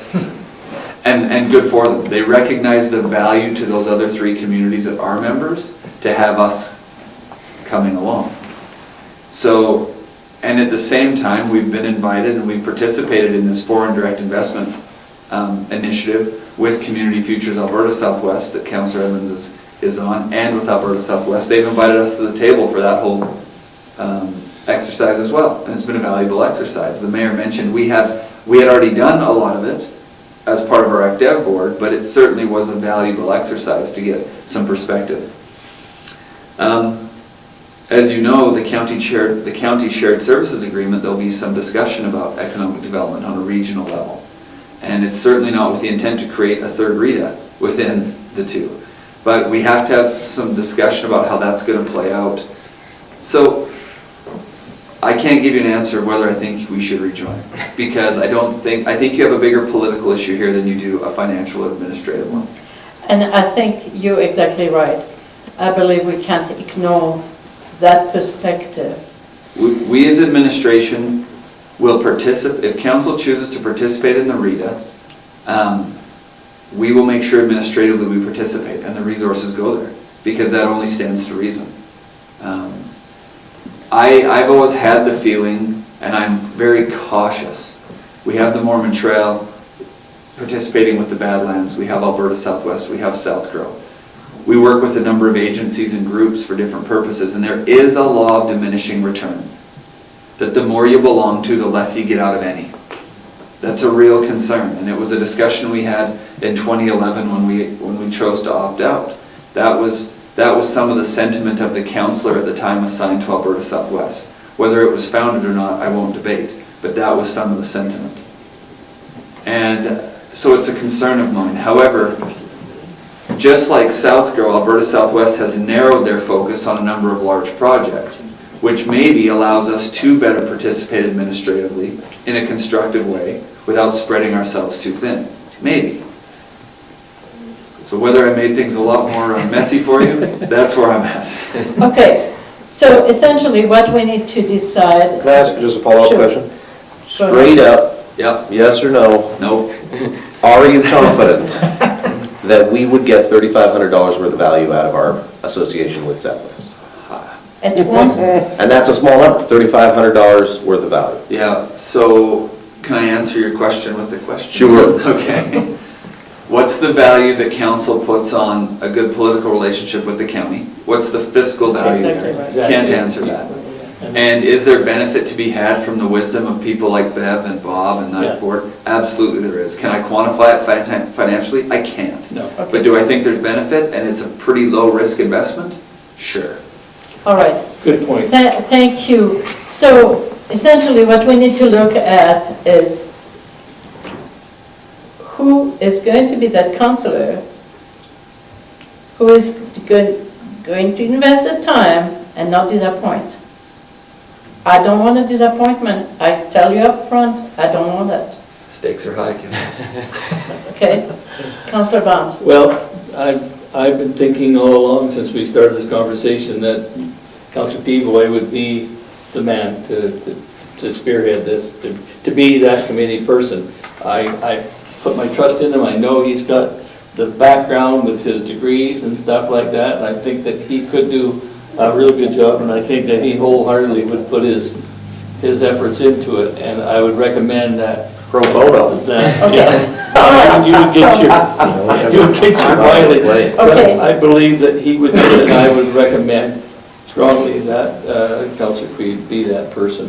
Councillor Barfuss is not there, but here we also need to ask then, Councillor Peavoy, are you seeing yourself as a new young father and with issues right now with your wife and her family, being able to travel once a month that far and be able to do it on a consistent basis? It's up to you. No pressure, of course. No problem.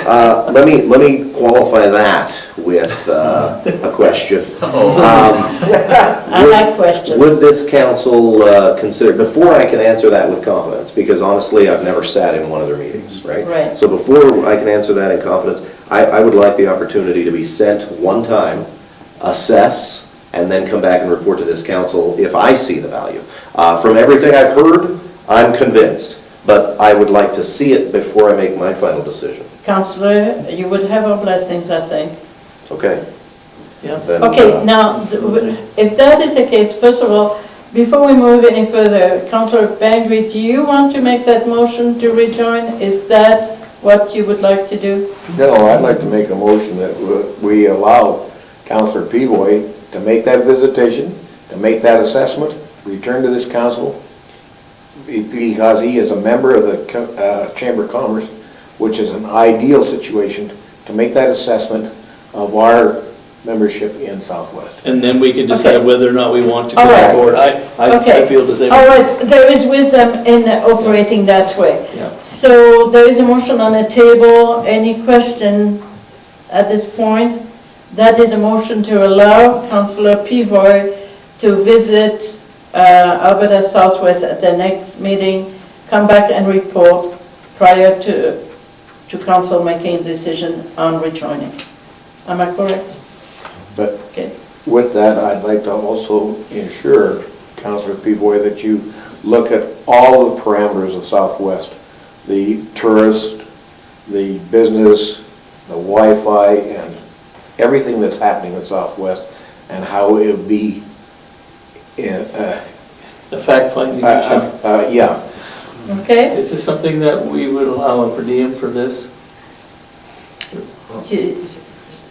I would suggest potentially for your fact-finding mission, that may be appropriate because it's not an assigned committee That's right, at that that's what point I in was time. thinking.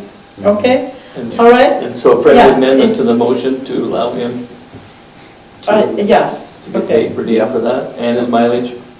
yes. And I would like to just suggest, There you go. since Councillor Curl is right here locally, Travel with it might him. be Or an you travel advantage with to him, too. carpool. Absolutely, I'll certainly agree to that.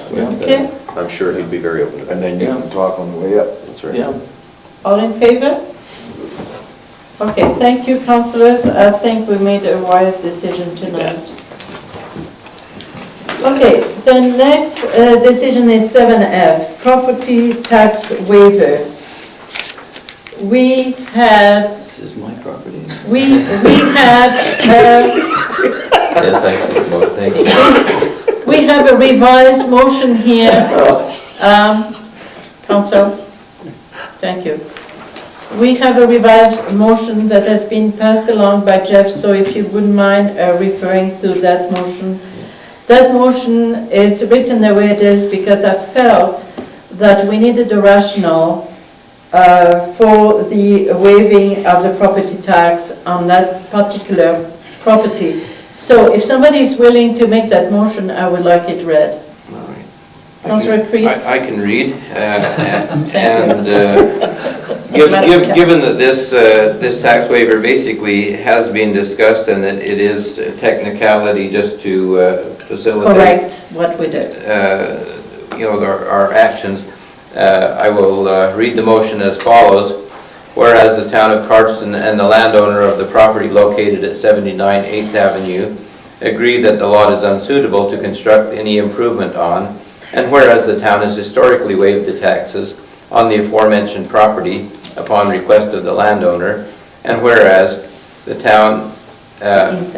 intent of the town purchasing the property was to eliminate the need for continual tax waiver requests, therefore, be it resolved that the taxes and penalties totaling $384.90 for the property located at 79 8th Avenue West be canceled for the 2014 tax year, and that any incurred taxes be waived for the 2015 tax year until the time that the land transfer is complete.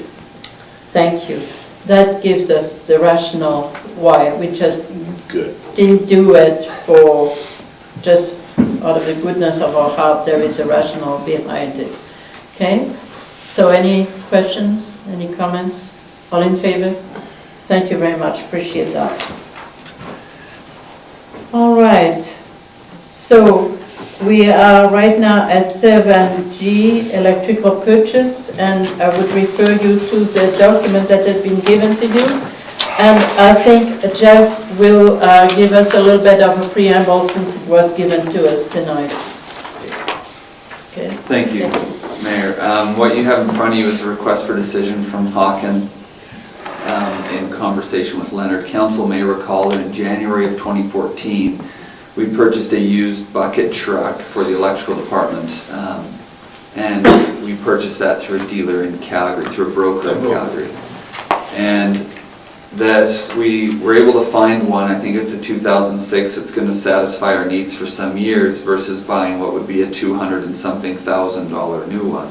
The price difference was so dramatic, we chose to go with one that we pulled from another company, a large utility. What we found in trying to get all of the annual inspection done on it this year is that there are some deficiencies. And so we are faced with some considerable repairs on that truck to make sure that it is suitable for the live line work and the work that our electricians do. The bill for those deficiencies is $15,944. Now this is still in quote stage, the truck is in Calgary right now. We've been able to work that number down. I'm not happy about the number, but I'm happy that it's less than it was when we first started this process. We're almost half. No, It's down from what it even was this morning. The quote was about $20,000 this morning, and we've been working with alternatives to try and get the quote down. So why I'm here, Council, this obviously, normally repairs on vehicles would be considered an operational expense. However, under the accounting principles that Håkan is working with and what his position is because this is a major repair to a newly purchased vehicle to get it to an operable state for our operations, it would be considered part of the capital purchase on the vehicle. Right. So what I am coming to council to request, and again, not happy about it, but it is what it is at this point. We need it to be operational, and when you buy these vehicles, it's a bit of a gamble in some small ways. The council approves $15,944 in the 2015 budget to come out of the electrical infrastructure upgrade, and I have the GL account that I'll add to that. And I also just want to say, going through this exercise today, and I appreciate that Leonard and Håkan have largely taken care of it, because I probably wouldn't have got it to council today if I had to deal with it all. But it's brought to mind a review of our purchasing policies, particularly when we purchase equipment that's used, and looking at equipment that must be certified for its use. It's one thing to buy a half-ton and it's got a couple mechanical problems, but it's another thing to buy an electrical truck that requires very specific grounding, very specific insulation, very specific hydraulic controls. It's a safety issue. Yeah, it is. It's really what it is. It ensures our electricians aren't subject to any kind of shock. But I think it requires and it necessitates some review of our purchasing policy and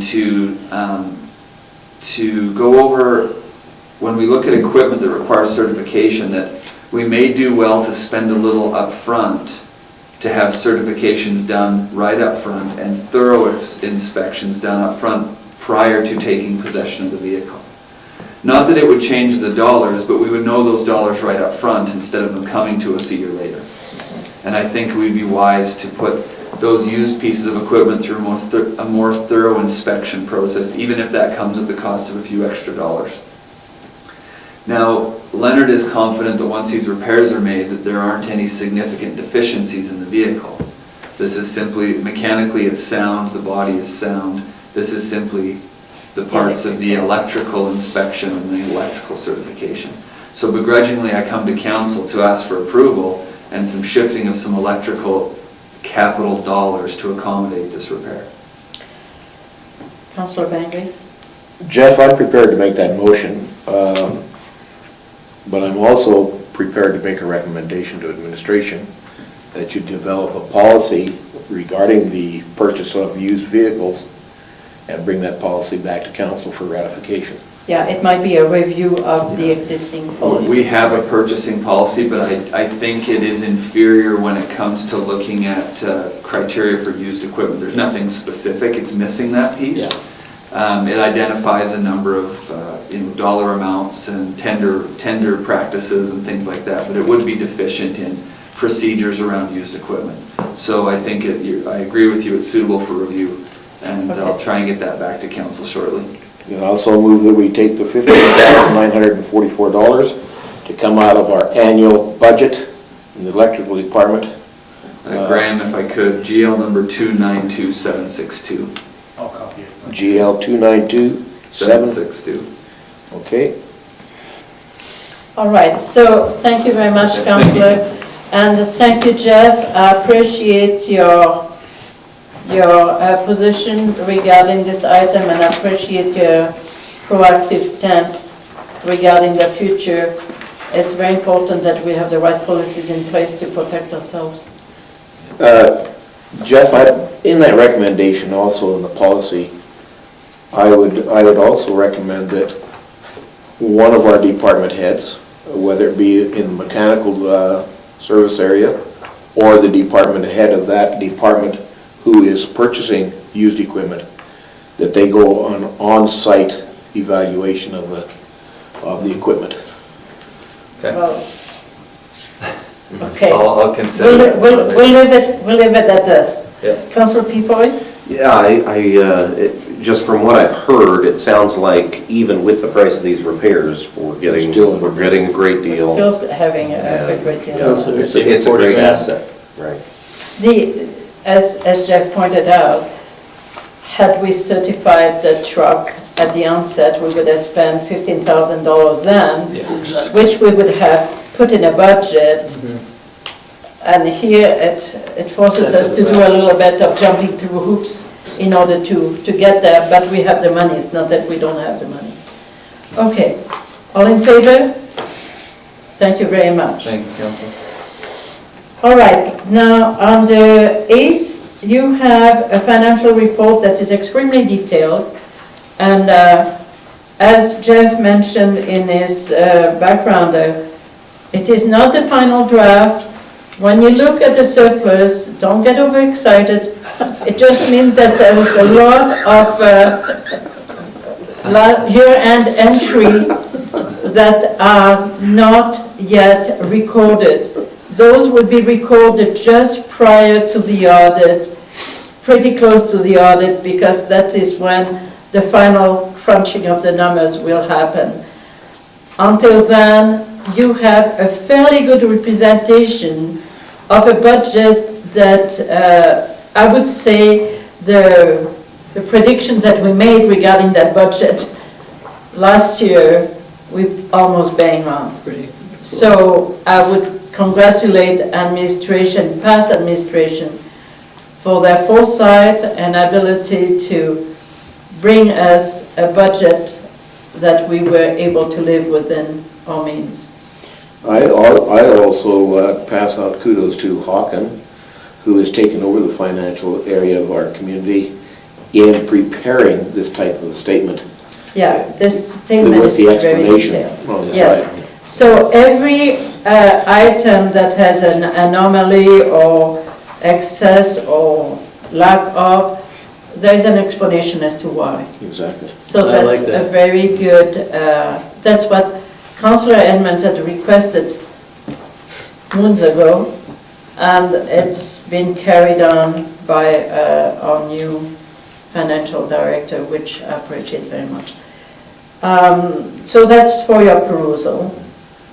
The committee and others reports, you have a town council motion list, and anything strikes you that you want to talk about? Let's take a look at it.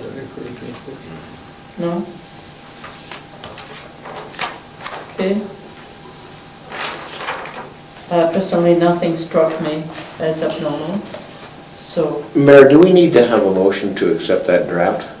no. On the financial statement? No, I No. would actually request you didn't, because I know it's not accurate. Okay. I know it's It's- missing the year-end entry, so I don't want a motion. Okay. Yeah, if we were to approve that, we were approving a surplus. Right. Yeah. I'd just like to ask a little bit about the age-friendly ad hoc committee and the resolution approved. How's that coming along here? I mean, I'd like to report on that. yeah, I'd love to hear that, because I want to feel a little love coming my way. We You know actually, something, we forwarded to Valentine's? That's, I mean, This is our honestly, Valentine's sessions. And my honorable counselor down here has just turned 65, so he's in our club now. I'm on my way there. Yeah, you are, real close. Real close, yes. But, no, I'd like to report that the age-friendly ad hoc committee actually met this morning. We had 9 members total, including myself and Alexis. We reviewed the needs of seniors in the community. We reviewed what we have in the community, in place that is age-friendly.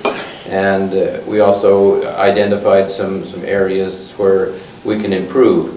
We have one more meeting scheduled for the ad hoc committee in 2 weeks, in which we plan to take the information that we've gathered. Alexis is preparing, with the information we had today, a survey which we will try to disseminate, as much as possible through the committee to gather more feedback from the community. In fact, I'd be happy to share that with all of the councillors if you'd like to help us disseminate that and provide input. And in our next session in 2 weeks, we would like to take that information and make recommendations to the town, to any other organizations that could enhance age friendliness in our community. So we came up with some very good ideas this morning, and in 2 weeks we will have hopefully we can complete our task with two meetings, with one more meeting, and make some recommendations to like I say, to the town and to other agencies who can facilitate in making our community age friendly. So it's been Well, pretty good. congratulations. Fantastic. That sounds like a productive meeting. Great. Okay, so any other item of business on the 10, the question for administration you have? Or are we fine? Okay, so let's go to 11, correspondence. Jeff might be able to give us a little bit of update regarding the letter that we received from Anne de Boer. We have received that letter in the past. This is a member that is a wonderful vacationer in our town and is looking for what is she going to get for a buck this year. I've had the chance to meet Ann and Dorold in the past. They stay with us every summer. Ann emails me about every spring, always concerned, obviously, about the rates that they're going to be subject to. So I sympathize where she's coming from. I've told Ann that I'll talk with the contractors and we'll get her a response back shortly. Just for council's information, her rate, their monthly rate is $619 this year a month. So it's not seven. It's not So quite it's going $700. down a little? No, the monthly did go up a touch. Okay. And this was something the contractors have been trying to get the monthly. It didn't go up very much. I think it was $45, I think is what it might have gone up. But they've been concerned that they have a number of people, and they're very grateful they have a number of people that stayed for the month. But especially in July and August, they could have filled those sites for that whole month with day users, and the revenue would be much greater. So they're just trying to find that happy medium without penalizing people for staying for the month. And I know that the De Boers really like our campground contractors. They think they're great. But there's a couple other things I'll respond to Ann with. Is she mentions how her electrical needs upgrading. We know that. We've had that discussion. Yes. The Averys and Quintons have identified the 10 sites they'd like upgraded now, so that's happening. And those are going forward. She talked about the Wi-Fi service, and I would agree. We have someone coming to get that reaching all the way from the campground office to the reunion center. So that should be fixed up this spring and be fixed up.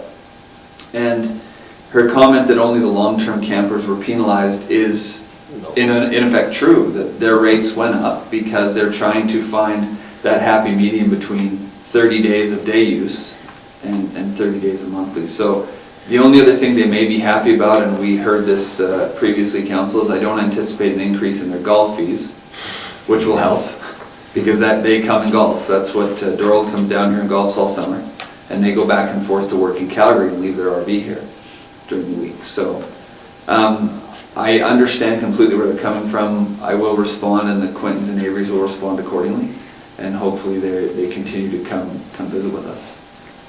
Go ahead, Councillor Bengry. Jeff, in her letter, she talks about upgrades to the laundry facilities. Are they in need of replacing?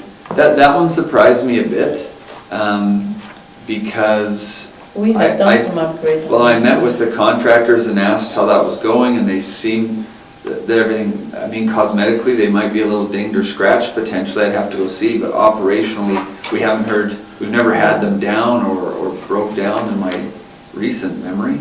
So I don't know. that was one that surprised me a little bit. 'Cause I wasn't aware. And also on the road in the campground, and I know that I've been in that campground visiting with people, and it does create a lot of dust.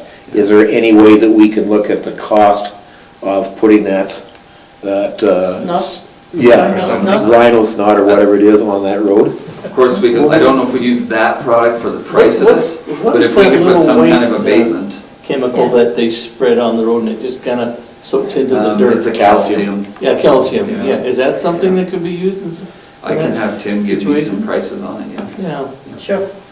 But there was a very nice letter on our call, and we appreciate having vacationers in our area that come from Calgary. Thank you. Next letter is from Sheila Claire, and... Mayor, let me just add on to Oh, I'm that. sorry, did I Not miss finished yet. I something? appreciate what you're saying about these long-term campers that come down here.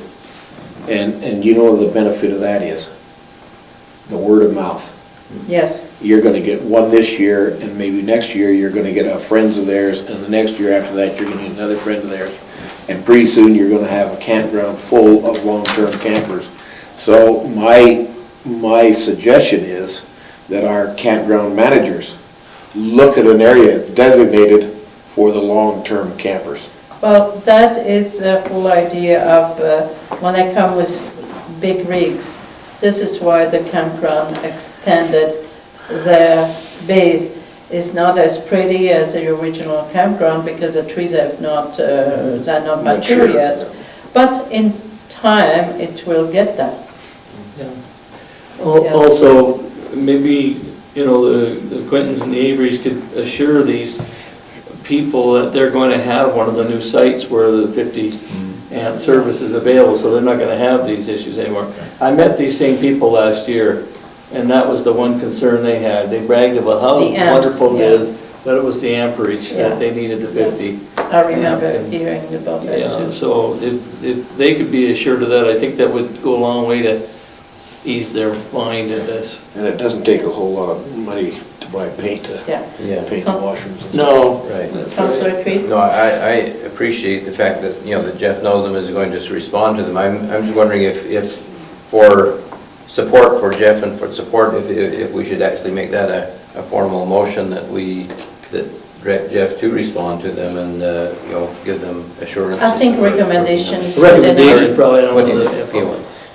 No, Jeff I'll was gonna do it definitely anyway. get back to him, it's no problem at all. I understand, I just want to know that you have the support of Oh, the yeah. council Yeah. behind you You bet. on doing Yeah. that. Yeah, I think no a problem. recommendation for a correspondence is fine. Now, Jeff, we also have those individuals that come from Utah and spend the month in that one corner spot. Maybe we could respond to them with a nice letter of thank you, and we hope to see you again for several years to come. I'm not so sure who you're referring to.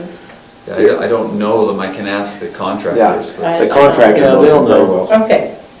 I'm sure the contractor is quite aware of the importance of You bet. keeping their bookings up. Okay, the next letter is a letter from Sheila Claire regarding the dog bylaw and specifically about the dog run. As you remember, we had directed administration to meet with Dr. Griffiths and to explore this possibility of a dog bylaw, a dog run. I think we will carry on with this. It's not a done deal. We need to figure out the pros and cons and move along with this. Yes. Well, I think it's worthwhile noting that, at least what I heard was that Dr. Griffiths did not recommend an enclosed Right. run, so I think it was speculation on Mrs. Claire's Yeah, part that well, that might yeah, happen, but Exactly. in fact, it's not. It's a question of looking at that a little bit more in depth. Councillor? Well, another thing this does show is, it's a letter for non-dog owners, so again, it shows that balance that we as a council have to really consider between, our dog owners and our non-dog owners. Yeah, well, I think there is a Being fair fair to balance that needs to be Right. struck. Okay, next letter, Alberta Transportation, a grant that was given to the town in response of Lloyd application for that grant that covers 911 signage. And I'm really grateful that this grant was given to us, and kudos to Lloyd for having taken the time to write that grant. The next one, 11D, Alberta Municipal Affairs, is a letter from Minister McQueen just to remind us that we were awarded some money under the MSI capital, and we are happy for that. And the $100,000, we better be happy. 11E. Should be, because we finished the project last fall. Yeah, as you know, the letters always come after we finish a project, but that's okay. We have the verbal agreement, and then it comes in writing quite a few months later. We kind of know how it works, so we work along with that. 11E, Levitt Irrigation District. Okay, now here is an issue. Councillor Barfuss is on that committee and will not be able to be there. So I believe I will go and represent him at that meeting, unless somebody totally wants to do that. No takers, thank you.